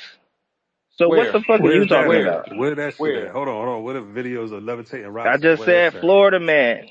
It wasn't a Are you video. a He had a Florida picture. scientist? I man. am. I think he's a bit of a And scientist, also, Wakanda. yeah, being You're a talking about scientist. Coral Castle, X. And Oh, also, Coral Terrence Castle. Howard have levitated. So he has patents for anti-gravity devices. So Listen, when he also does it, Terrence then Howard. we'll be on that boat. Didn't He you see already him did it in his levitating video, that stupid car? ass. So stop trying to be Yo, what the fuck is Yo, your facetious. son, problem, Sam? listen, Why don't you right? chill You, out, you know yo? what we gonna do, right? Stop We being gonna do this. facetious. Whoa, You whoa, sound like a whoa. Oh, fucking that fucking con idiot. was Chill. going Watch your pop, fucking pop, mouth Throw when pop. you some talking to water me, on this man. fire. Like fucking bozo. Watch your fucking mouth when you Yeah, what the talking to fuck me, is your man. problem, Sam? Now scream at your fucking phone and nobody can hear you, bitch ass nigga. Fuck out of here. X, you had your hand up, son. What's up? I did. So I was scrolling through the nest. Actually, this is for Missile Man. I don't know if you guys already talked about it, but Tiff had posted this NASA Jerry guy, and he tweeted something, and there's just like a whole bunch of like pictures and equations and shit. I don't know what the fuck it means. So I wonder if Missile Man, does that stuff make any sense? Like talk about metamaterials and all that. Is that some real shit or is it bullshit? I have an opinion. First of all, I know who he is, and second of all, I know where the theory comes from. The theory is a copy of something called GEM that John Brandenburg has tried to resurrect and pretend like he invented it. He didn't. It's from Bryce DeWitt in the 1960s. It's called gravido-electromagnetism. It's this idea that if you technically look at the mathematical structure of Maxwell's equations, which are E and M, and then you look at gravitation, there's kind of some similarities in the way they're put together. And they thought, hey, wouldn't it be cool if they turn out to, behave exactly the same way? That means that we could manipulate gravity. Like that means that would give us a mathematical expression for how to manipulate gravity. So they played around with this math in the 60s. And they knew it was going nowhere. It was an exercise to develop better tools to try and find an electrogravitic like theory, but it wasn't intended to actually work. But a bunch of people who didn't understand that and didn't know where it came from have sort of stumbled across it in the last few decades, and they think it goes somewhere, and they kind of advertise it. This guy in particular published a paper about EM drive, and he seems like he has some sense about what he's approaching, but a lot of the math is just gobbledygook. Like the units don't make sense. There's like you can do this thing in physics and math. If you ever want to know if an equation makes sense, just insert the units that you would have. So like kilograms for mass and like seconds for time. And you can do this thing called dimensional analysis. It sounds really advanced. It's really not. You just put units into the equation and you multiply them together and divide them together in the way that you would. And if you don't get the same thing on both sides, like kilograms equals kilograms or seconds equals seconds or something that does reduce to that, if you get something bananas like amps per second equals kilograms per meter, if you get something ridiculous like that, the equation is bullshit. There's no possible way to make it make sense. The units have to be consistent. And if you look at a lot of those equations, they turn out to be bullshit. They turn out to be like kilograms per ampere second equals kilograms per meter Here's squared one and for shit you, like that. Missile Man. If they're serious about knowing about gravity, here's the challenge for you. I reckon it would be very easy to set up a prize of $100,000 or $1,000,000 for someone who can actually manipulate a liter of water. So if someone could take a liter of water and suspend it in midair and move it around like an orb, then they know what gravity means, and then they can demonstrate to me that they actually know what gravity means. If they can do it with water, then they've got the K. They've got it. They've got their fucking hands on it. I agree with you. And the reason nobody has ever done that is because they do some experiment and they show some teeny tiny effect, something that's like 10 to the negative 6 grams of force. And the problem with that is that like every other every other piece of noise in the lab is on the same order as that effect. And so you have this giant circle jerk trying to fucking figure out if you have real data or some kind of bullshit. That's what's been going on with EM Drive for like fucking 25 years, is that they've been trying to prove to NASA that it's real, and they can't because the observed effect is like fucking minuscule. Well, So you're exactly right. All I'd someone put has this to to you do is though. show something macroscopic. If they had, this is just my hypothesis. It's not a theory because I haven't given scientific, methodology to it. But I would imagine that the people who could move a 1,500 ton block with precision and place it 30 feet in the air where you can't get a credit card in between them would be able to move water around as easily as they can move around a rock. Because if you've got it, I can kick my wife in the ass. That's going to have an effect. But it doesn't mean I know how to move her. It just means I can have an effect. If we can pick up a litre of water and move it around the room at will with a device or our own will, then we've cracked gravity. Because that's the anomaly. The anomaly is you can use all these different, electromagnetic graphitics and all this shit, but you can't move stuff that you can't introduce a magnetic field to or create a magnetic field around, and you can't do it around water, because if you could pick it up and move it anywhere you wanted to. So I believe you've cracked gravity when you can send me over a litre of water and just suspend it in the air in front of me, okay? Yeah, One I more agree thing, with you. Mr. Man. So on that graphic, here's two things referenced on this: is left hand metamaterials and right hand metamaterials. What is that? So a metamaterial is a material that alters the movement of the propagation of an electromagnetic wave. And so it's like a stealth material. So when they say right or left-handed, they're talking about the orientation of these two variables that are called the electric permittivity of free space and the magnetic permeability of free space. These are meant to be qualities of a material that govern how. So if you go look up electromagnetic wave on Google image search, you'll see a lot of different diagrams that show like how the electric component of a wave and the magnetic component are 90 degrees to each other. Okay, they're orthogonal is what that means. When you have a material that's left-handed, it means that both of those things, the permeability and the permittivity, are negative, which means that the electric wave moves backwards in the material and the magnetic wave moves backwards through the material. It's not breaking the laws of physics or anything like that, but it's producing a really unusual effect, which is really conducive to like stealth and unusual types of waveguides that give you really novel kinds of like microelectronics. It's just a really useful feature in electrical engineering. Now, what this guy is alleging and what others have alleged in the past that just turned out to not be true, according to what we can tell so far, is that when you tweak those values, they can have an effect on space-time. And you can use that to go faster than light. That's the heart of what gravito-electromagnetism as a claimed theory of electrogravitics says will happen. And we've just never seen that effect actually occur. Got you. Good looking. Yeah, I was trying to make sense of that. You broke it down. I still don't know everything, but I get the idea. Thanks. Yeah, I'm sorry, that was a long explanation. The TLDR is that guy's papers represent basically a debunked or a discredited physics theory from the 60s Gotcha. that's been around for a Right, while. right. Okay, bet. Just interesting, folks. One of our favourite people to talk about and discredit is Bob Lazar. He's building ultralight materials at the moment. And basically what he's doing is he's building nanostructure lattice networks that can encapsulate helium atoms, which are lighter than air, with a network that is lighter than the helium atom thrust.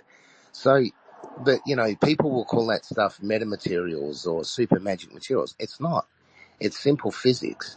They have been able to create a material that is small enough and light enough to be able to encapsulate helium atoms at the atomic level in such a way that and once you've created the lattice network with a nanofiber material, then you actually have a material that no matter how many times you layer it, it's lighter than air because each layer is suspended in its own helium, suspension level. So, these things sound fantastic. They sound wonderful, lighter than air materials that you could build into structures. But the fact of the matter is that's just physics. It's just a level of physics that most people don't understand at the moment. That is the world of difference from a solid structure being able to materialize, dematerialize, and go through transmedium mode operations.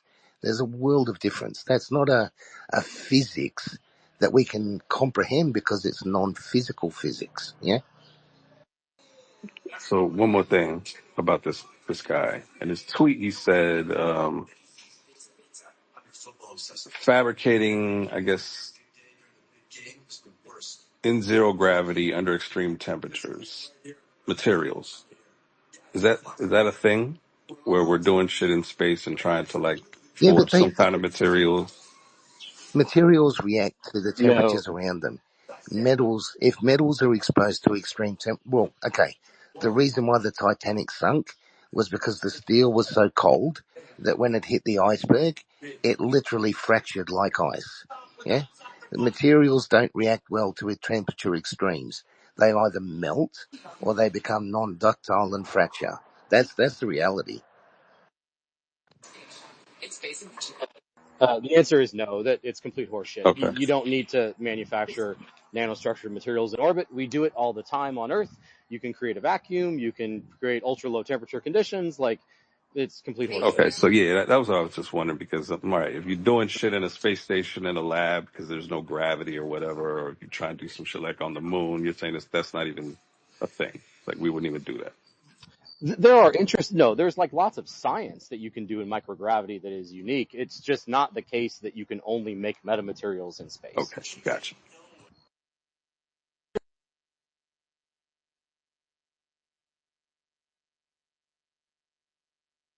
It's cold outside, y'all.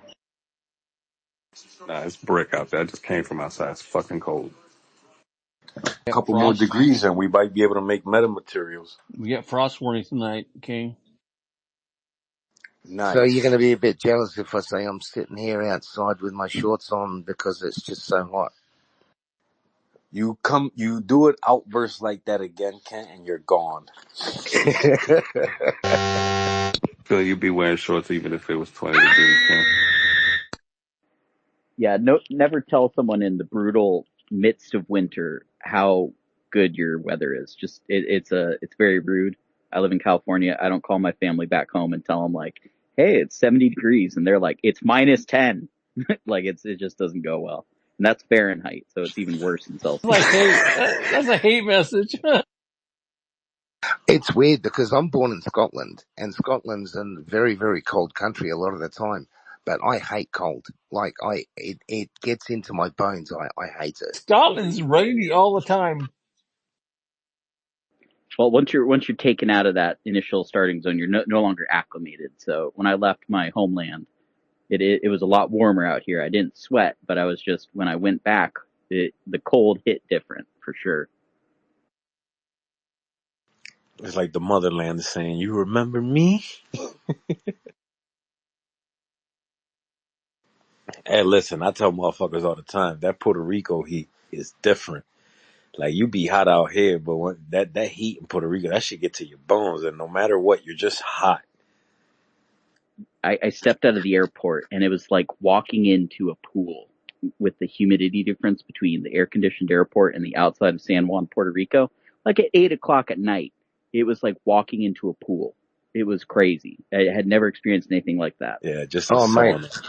I was in a place called Chunko in the Thar Desert in Pakistan, and I was in one of the very few shops that actually had, well, we'll say a form of air conditioning.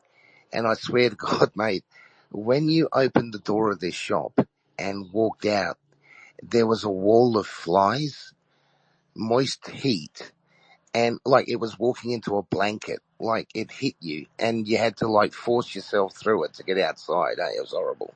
That sounds like when you get off the train and the stink from Kensington hits you, and you got to try to walk away fast enough before you vomit. Yeah, that's Powell Street over here. Agreed. Yeah, son, Um, like I it. I Yeah, will tell you this, that one of the most horrible experiences I've ever had. was when I don't want to go into it because it's cringy and you guys might be having dinner or something, but let's just say that our human waste recycling center broke down and, in the middle of the Pakistan desert. And I had to take a crew of guys and actually try and force them to fix it. I never want to have that experience again. King, I've never been sunburned, and I would take a cruise that went to Puerto Rico, and fuck, man, my shins got sunburned, man. It was miserable. Oh man, sunburn is the worst. You feel like a radiator when they turn it off and it's still spitting out heat. The top of my feet, my shins, man, it's like, fuck. I was like a little baby whining to my wife. Randy, if you had seen us walk after the first maybe 4 or 5 weeks in the desert, if you saw us walking around out there, you would have thought we were locals. We all had the headscarves on. We all had our entire bodies covered. I'll tell you, this is a fact. We were recording the temperature in the shade, and the record that we hit one day in Sawan was 53 degrees centigrade in the shade. And we had guys out in the middle of the fucking sand digging trenches Bro, in that shit. can't. You're talking to an American. What does that mean? Oh shit, like Hotter than your body temp, couple hundred degrees. about 120 degrees Fahrenheit, I suppose. Yeah, I hope you was getting paid good. Yeah, 'Cause, I was. all right, because you're not. Shit, I need that $250,000 check ASAP. You sending me 120 degrees in the shade. We fighting. as soon as I get off the airplane, I'm gonna turn around and get on the yellow. Send me back. Let my people go. You know what I Let couldn't my believe, people Okada? go. We had to modify the airstrip for the Americans because they were getting ready to, invade a country that probably didn't want them. And seriously, the FAA regulations require a 3-degree rake on any surfaces from the airport level.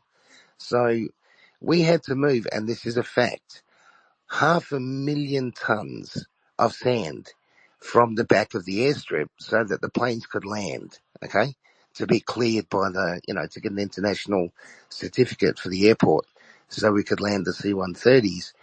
And that was all moved by hand because they couldn't get any tractors or any graders or any machinery up there. That entire 500,000 tons of sand was moved by hand in the middle of a tar desert by local people, eh? And they did a fucking great job. Yeah, fuck that. That's wild. This is Ufology 101, disinformation. The call is coming from inside the Twitter.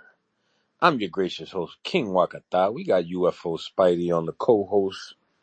And we were just talking about moving large pieces of rocks and how the ancients did it.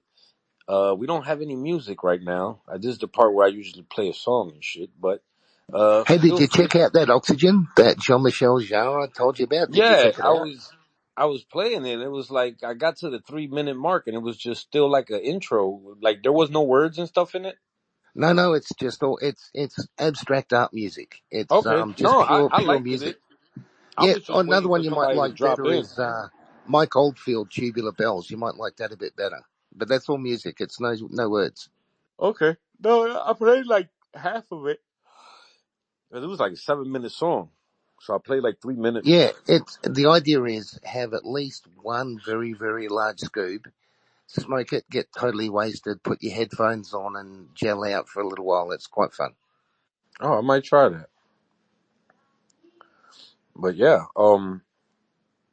this whole situation with the megalithic structures, why did we stop? Like that's what I'm very curious about because it almost feels like if we could have kept going and building things with these rocks and shit, we would have kept going. I don't see why we would have switched over to sticks and shit and the What if we technique. reached? What if 15,000 years ago, maybe for the third, fourth, fifth, sixth, or seventh time, we'd already reached the peak of technological innovation on the planet. We'd built all these megalithic structures because they were so easy to build. And then we saw this like huge meteor coming or something and We knew that the Earth was going to go through another ice age, and we left, or we died. I mean, this is there is definitely a point in human history where things changed radically. There's so much abundance of evidence that there have been very, very advanced technological societies here for hundreds of thousands of years, and it seems like maybe one of the cataclysmic events put an end to it, and they either left and maybe they're coming back, or they were wiped out. I mean, that's a real possibility, I think. I think there's a problem with getting to the ability to manipulate gravity and the laws of nature without iteratively getting there through less sophisticated forms of energy manipulation first. So how do you expect a culture to understand how to manipulate gravity without first understanding how to manipulate, for example, the electron? Don't you think they'd have to go through that stage on the way? Yeah, they would if they were doing it themselves, unless someone turned up and went, "Hey, guys, this gravity shit, oh yeah, don't worry about it, we got that fixed." Well, also, I just find it I'm doubtful of the fact that there's no like infrastructure left. There's no like heavy metals. Yeah, There's no okay, signs of Miss Man, metallurgy. there's a really good documentary done by the History, one of the few they did that is really good, and it is basically a CGI representation of what would happen to the Earth if humans left tomorrow. So basically, they show this is History Channel. This isn't Kent bullshitting. You can look it up. I don't Oh, know. I've seen it. It's really good. Yeah, Yeah, yeah. and so 1,000 years. If we left tomorrow, 1,000 years from now, the only thing left would be the pyramids and the mega structures. There'd Oh be no, nothing left. there'd be landfills. The landfills with all the No, e-waste, yeah, but right? see, With mate, all with the the platinum and the e-waste, gold. even the e-waste, after 1,000 years, even the e-waste would return to its most natural form that it can to. And we found evidence of nanospirals in the Ural Mountains. That seems to be an advanced level of engineering that is thousands, if not hundreds of thousands of years old. So we have found evidence of advanced well, technological structures on the Earth. also, you know, there's this idea of acoustics. I always bring it up, the Tibetan monks that showed the guy how they could move a rock using their sounds and shit. So could it be a way that ancient civilizations focused more on sound and stuff and learned how to do things using sound waves, which would seem like a more primitive technology, but maybe they understood how to use it more in a more advanced way that we have lost touch with? I'll ask you this. I posted about it 2 days ago. If I would love free access to the Vatican archive.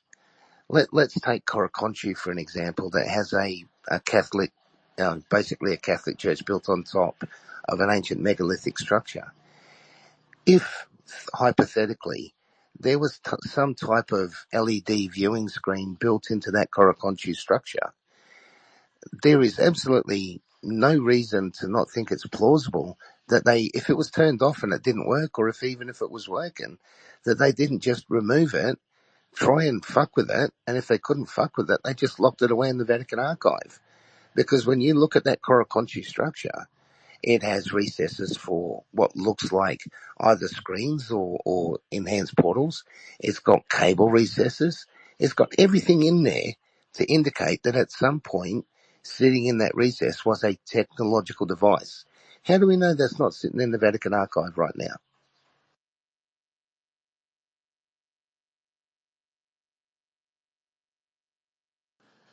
Could be. I think they probably do have evidence. I think, man, I seriously think that these tridactyl beings and all that shit, the government has bodies and it probably looks like them, and they're just trying to figure out a way to put this shit out where they don't look like assholes.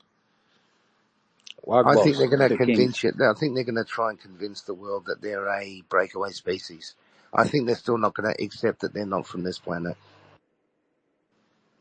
so Quite King, possibly. when people mention the Catholic Church, I always bring up that article that you had brought up that was like an alleged draft Yeah, from between the Jesuits or the something like that. Yep, yeah, exactly. The Jesuits or the Vatican putting out some document. Like, if that's real, if that fucker's real, like you can kind of just read that and you kind of get all of disclosure. if it's real. Yeah. And I was just wondering if you could throw it up in the nest if you still got it. Yeah, I got it somewhere in my saved Fuck drawers. yeah. Hold on.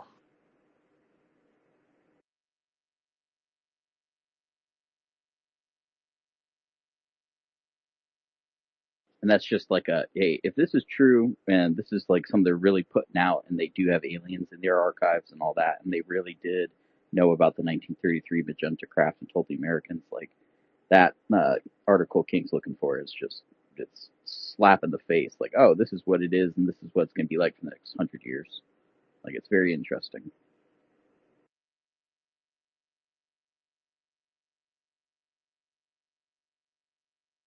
And you guys have got records of a crash in 1898 in Aurora, Texas, where the local paper said that an alien craft crashed into a windmill, that it had an occupant that died, and that they buried that occupant in the local cemetery out of respect for an alien species.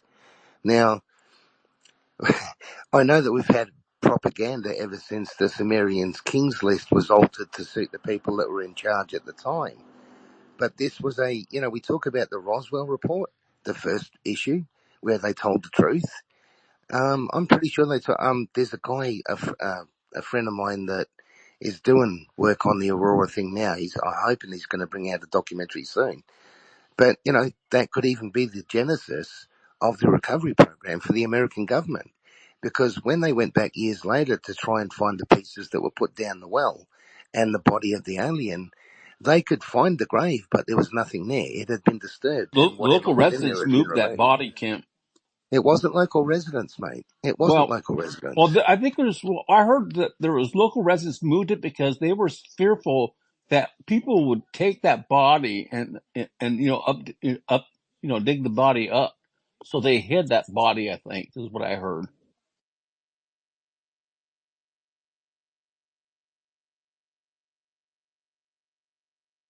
What's the guy's name, Kent, that does has all the information from the Aurora? That's what he told me.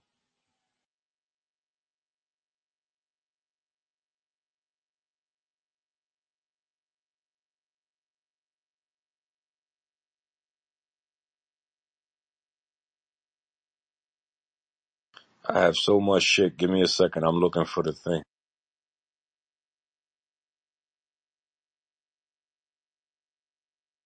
Oh, maybe you're right. Maybe it was the government. I thought it was the local townspeople dug it up, so the government couldn't get them. I'm not sure.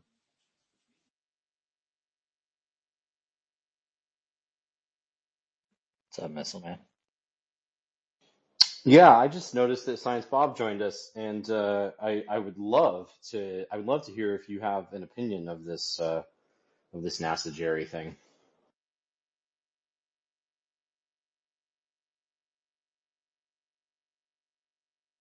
Scream might be correct. He's stating that when the townspeople went back to dig the body up, that the body was gone, and that the government had taken the body already. So I might have my wires crossed. Wouldn't be the first time.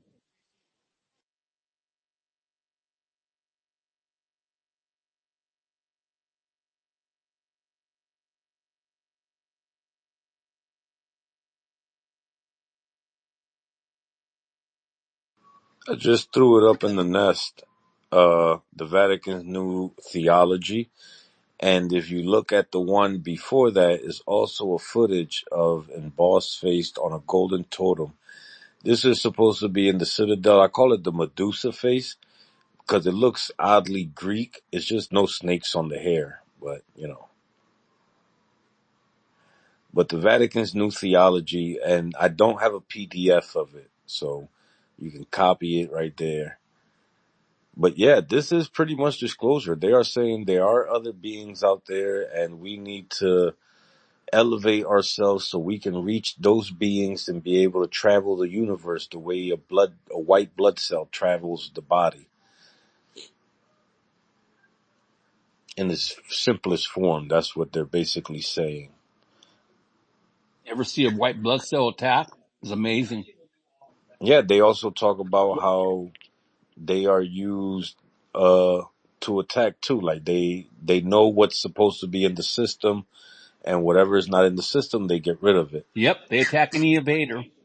Yeah, they is very eloquent. I will say this about the theology. It's like a dance. It's beautiful. Yeah, I was summarizing the what I remember of that paper to someone in the DMs, and I'll just kind of read it out for the TLDR for everybody else. It's an alleged draft of the Jesuits at/with the Vatican in Il Giornale, which means the journal. It's a newspaper in Italy. Basically lays out in plain English, hey, be calm, we're all God's creation. They are watching, but they used to be like us. It's a zoo hypothesis. You must chill the fuck out before you leave this planet because the universe has an immune system. We as a species must emulate and live out Jesus' teachings. That is when we're able to travel amongst the stars. There's a prime directive in place. We are responsible for our own evolution and technological advancement. That's kind of like the bullet points I remember from it. that's more or less it. They do a lot of relationship of like showing the universe and the solar system as like functioning body parts of a greater whole. So that's Yeah, absolutely. yeah, that's the The angle I'm most, going for. What's up, Kent? well, I mean, yeah, these bloody spaces suck the energy out of these friggin' phones like nobody's business, mate. But yeah, it's a shame there's not more. And didn't go there. The thing I was gonna say was that this symphony of life is a musical that can be a comedy, a tragedy. It can be a wonderful story. But try to add in a little bit of what we think we might know about universal nature. There seems to be form and function to intelligence. So are we the derivative of accidents in biologies, or are we the derivative of intelligence seeking a physical form? I tend to think the latter. And if we're an intelligence seeking a physical form, why would we seek a physical form? Well, if we're an eternal intelligence, maybe seeking a physical form with a limited lifespan is the best way to learn how to appreciate it. And then when you have a look at the dichotomy of how we actually treat life and how life actually exists on the planet, then you get all the fair, unfair, good, bad, and evil and all that.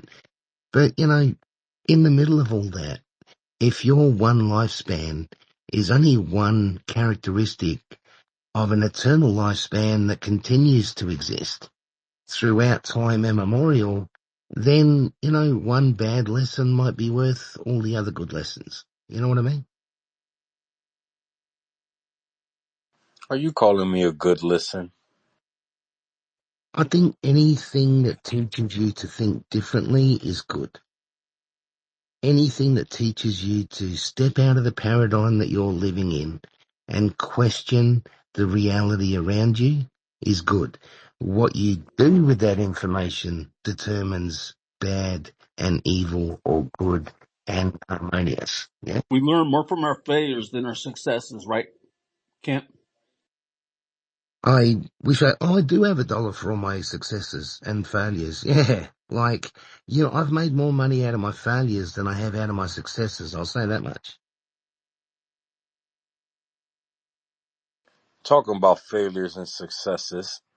I think this space is a success. Everybody please like and share if you're enjoying these silly conversations that we like to have. And yeah, shout out to our anonymous listeners. Oh, And yeah. shout out to everybody that's not anonymous. Make sure you support the stream or the conversation here by hitting the Cash App or the Buy Me Coffee. If you're broke, just share the space. That's fine with me. Counts the same. Equals $1 to me. We got our boy VC. Not for me. I love the interactive cards. Hey, how's it going? How's it going, guys? Yeah, just testing out the new profile, but what's going on? You I guys like the brought my cards. You're disinformation. making Figured some. I'd stop in. VC, not me. PC, you horrible man, you Mike. Horrible man. Who's that? Shame on you. You mean like DC? Like DCAC? I don't know. BC, By the not way, I have a me. really maybe to end the space, I have a really good, AI made, song. I know, I'm sorry, Spidey. I know you hate AI songs, but it's a World War II battle hymn and it's VC Not For Me. And it's really just superb. So maybe we can play a little bit. It's like, at the end of the space, but yeah, I'm just here to listen and, hopefully contribute. So thanks for letting me up. Your cards are looking amazing, bringing them to life. Oh yeah, well, dude. I mean, I got the great inspiration of this community, But I also want to take a minute to talk about elder abuse, specifically being abused by elders. I just think it really there should be more attention to it. I mean, the emotional toll that it takes on a person is really profound. And, I just really stand against it. We talk about the hate group. Well, I couldn't find a word to rhyme with 8 that meant old, and miserable, I just think that we need more compassion in this community, more understanding, and people just need not to be so angry and vitriolic and hyperbolic and, some other olic. I don't know, just pick one. But, I just feel like, we need more understanding because we're not going to get anywhere unless we give each other a chance to speak and be heard. I like the fact that you made it long-winded on purpose. I seen what you were doing there, and I let it go on purpose. Yeah, that was my intent the whole time. Yeah, that was what I was doing. Don't worry. Don't worry. I have VC block, so don't worry. Oh, me too. You're talking about some of you young Me three. folk. You young folk, you just think you're so fucking smart. You young folk. I finally gave in. I'm just finally, I gotta make a form. I'm not gonna harass him or anything. He's been following me and harassing me, but this is in protest. I'm gonna do this for a week and then I'll change back to my normal. This is just in protest because it's straight up harassment is what he's doing. And, I don't stand for it. I don't harass people in this community and I don't expect to be harassed, I will unblock him and let him harass me if he pays. I don't know. But I didn't mean to derail the space. I'm sorry. This is the last thing I want to do is talk about him, But, yeah, sure. Of course not. But I do appreciate your observance of my political statement. Wag, hold on. I have an important announcement. Wag Boss, just wanted to give you an update. I think we heard some shower droplets yesterday, so yeah.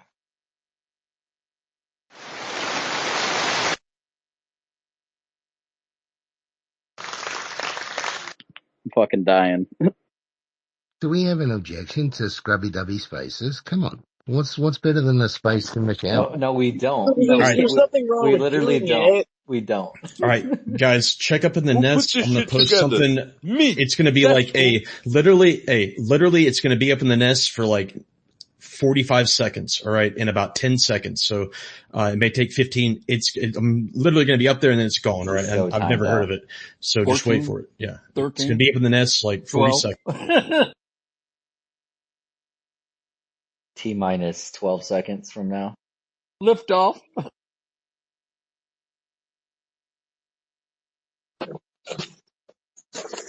VC doesn't deserve it. Why do I keep getting the impression of, when I listen to our new non-VC come grinder, why does he sound like Kermit the Frog doing sports commentating? All right. Hey, Kent. What the? Grider. My name is Grider. 2, 1. You can call me Max too. All right. My actual name is Max, M-A-X, but I have a lisp. So when I say X, God fucking hates me. I don't believe that. I don't believe for a second that your name is Max. 1000% my name is Max. I'll bet you any money in the world. But I don't want to take your money, Kent. You worked hard for it. We know. That's all right. No, I didn't work that hard. I just told people it was. All right. Oh, that's pretty fucking funny. 2, 1. There we go.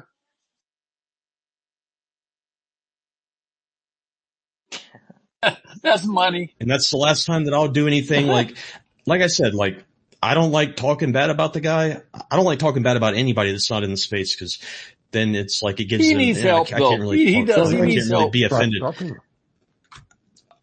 I wish I'll him pitch him well. 20 Like bucks for Raw mental Boss, help. maybe, I wish him well. I wish him well. I do wish him the best. I wish him well in all of his endeavors. And then Just I you don't want tee off. to have I contact with wish him. him. I wish him in a water well. No, Exactly. no, it's a Tim Dillon bit. I wish him well. Well, Uh, he'll have his floaties Yeah, I on, wish him like in you a saw in the water video. well. So. I will say I do get So what type of pretty. disinformation are you guys talking about? Like what have you got on? Like what were you guys talking Hold about on. before I came in and Everything you said in disrupted the it? last 3 weeks. Missile Yeah. man knows everything. So the Well, yeah, of course. I wish him well is a Tim Dillon bit. It's where somebody asked Trump about like, hey, did you hear Jeffrey Epstein got killed or killed himself in his prison cell? And he's like, oh, or he got arrested again or something like that. He's like, yeah, I wish him well. And then he just tees off. And Tim Dillon was like, that's God. just what rich people say. They're like, oh, hey, did you hear about your friend's kid? Yeah, he fell into coke and got methed out. Now he's hepatitis and he's in jail for a bit. He's like, oh, I wish him well. That's something rich people say. It's so funny. It's a Don't throwaway. go dying of that hepatitis lag. I wish you well.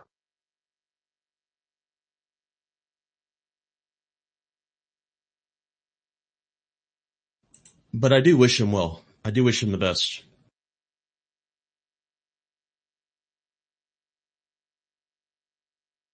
Everybody deserves happiness and kind of whatnot.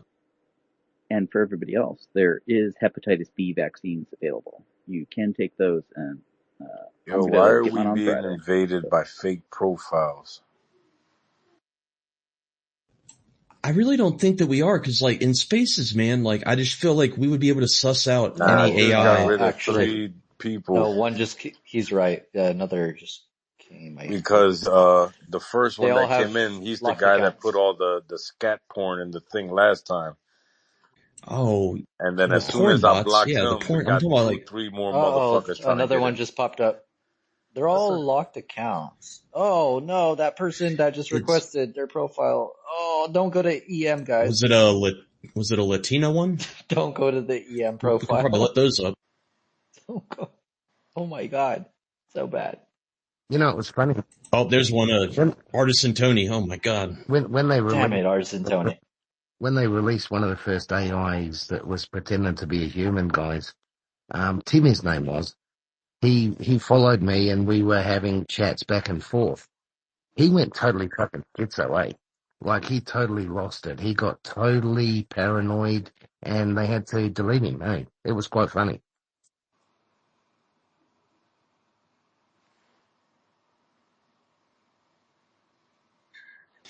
Yeah, dude. I played poker against because like I used to play poker for a living, you could say. Basically, like I went out to You played Vegas for the again World today? Series and I won a bunch of money, and I just never. No, dude. I haven't played in like Well, 4 or that's 5 good. years, but I Because used to you were play a lot. addicted, right? And well, let's just tell everybody, Randy. Like, what do we got? So I'm sorry. I just I'm want just the best scripted. for you, man. You know what? Randy, To be fair, somebody Randy, told I'm just Randy messing that. with you. Like, I'm sorry. To be fair, somebody told Randy, I think yesterday, that he might be depressed or something, like just straight up. So, sometimes I would Right? concur with that. Yeah. Love your Yeah, it profile wasn't addicted. picture.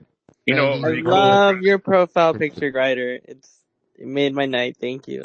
Yeah, He's the best. it's like a blue stop sign kind of. Anyways, AI, yeah, they kick ass at everything. Like they were beating people, professionals at poker, heads up, like a decade ago. AI is like, this is it, guys. Like we're done for. Like AI is gonna eventually get to the point where like it's gonna be like, why do we need you anymore? That was I one of my mean, Like favorite. listen, Skynet. real I mean, like quick, this has all been told. touching on something though. I mean, couldn't it also go that maybe we're all wrong and maybe we, it doesn't develop sentience and, everything ends up going okay? Because Yeah, but that's not as scary. Well, but it's not gonna go okay. Because check it out. These robots, these are the worst they're ever gonna be. They're only gonna get better. And think of all the motherfuckers that do lawn mowing services, dishwashing, even cooking. A lot of these labor jobs are gonna get put as a robot for $20,000. Companies will buy these things in Ricardo, bulk. Ricardo, Okay. how many descendants of black slaves are going to become digital slave owners, please? I don't know. Don't If answer we that all question. get our own little handy robot, it'll be cool.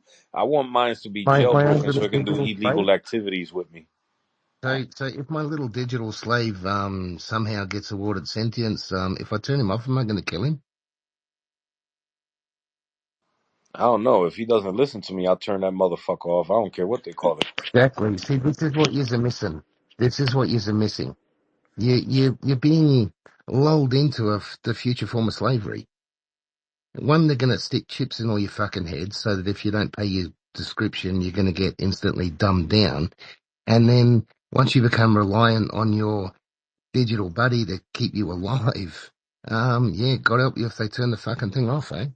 You know, you guys are getting yourselves into a situation where you're handing over your intelligence to a machine, you're handing over your future to robots, and you don't realize that you're the one that's becoming redundant in all these processes. But you know how much racism happens Hey, now, to Kent, people that are it was mowing your lawn? generation who gave away the world, you know? Thanks, Ken. A lot of people are attacked that are mowing lawns, man. The racist attacks the people that are mowing the lawns. I see this, you know, I watch like Oh, neighborhood wars. This shit Sandy, come happens back. to people all the They're going to time. build digital slaves to save. Hold on. Artisan Tony looks like he's. Oh shit, he dropped out. Guys, come on. Randy wants us to build digital slaves for the sake of the lawnmowers. Okay.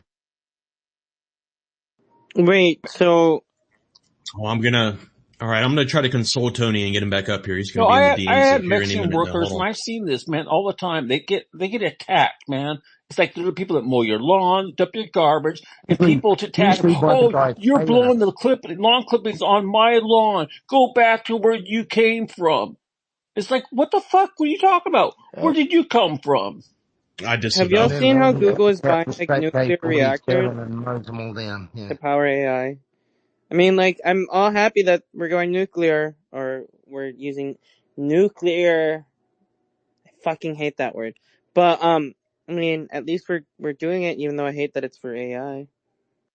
Carlos, your AI video was sick as fuck. Yeah, it wasn't Yeah, Just even wanted right. you mine. to That know. Little was all Is that motherfucker Jake's. flew off on a spaceship. That was do you Jake. think that's something?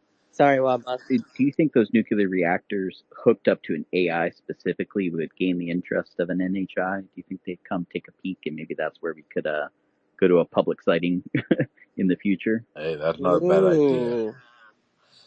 All right, listen, I think I'm gonna cut the space. I'm kind of tired. I got to get up early tomorrow. Guys, May I play my war yeah, I song? got you right now. Guys, thank you for tuning in. Look around the room, man. Follow each other. These are the cool people here. Yeah, man. If you guys feel like it, donate if you can. Make sure you follow, share, and we're gonna keep doing these spaces. Probably do one in the morning.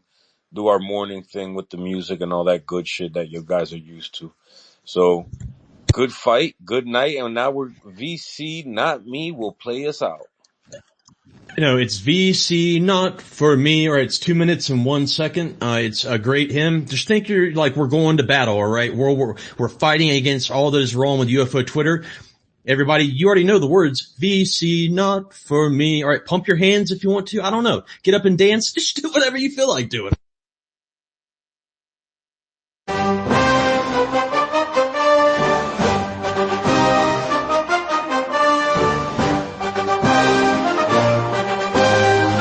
Doesn't sound like a Nazi song. VC not for me. VC not for me. VC not for me. VC smart energy vampire. Blood pressure can't get higher. VC not for me. VC not for you. Kick his old ass on Twitter today. VC not for another day. VC, oh, he's not for me. VC, VC, not for me.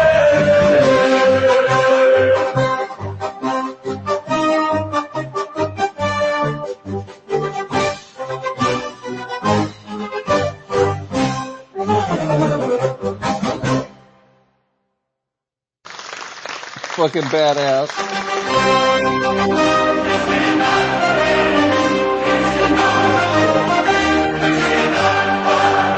This is March, energy vampire, blood pressure can't get higher. This is not for me, this is not for you. Kick his old ass on Twitter today. This is not for another day. This is, oh, it's not for me. This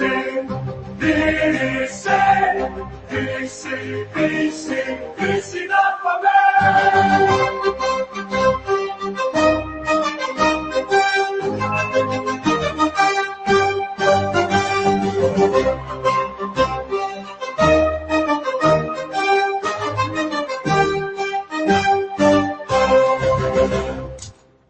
That's it.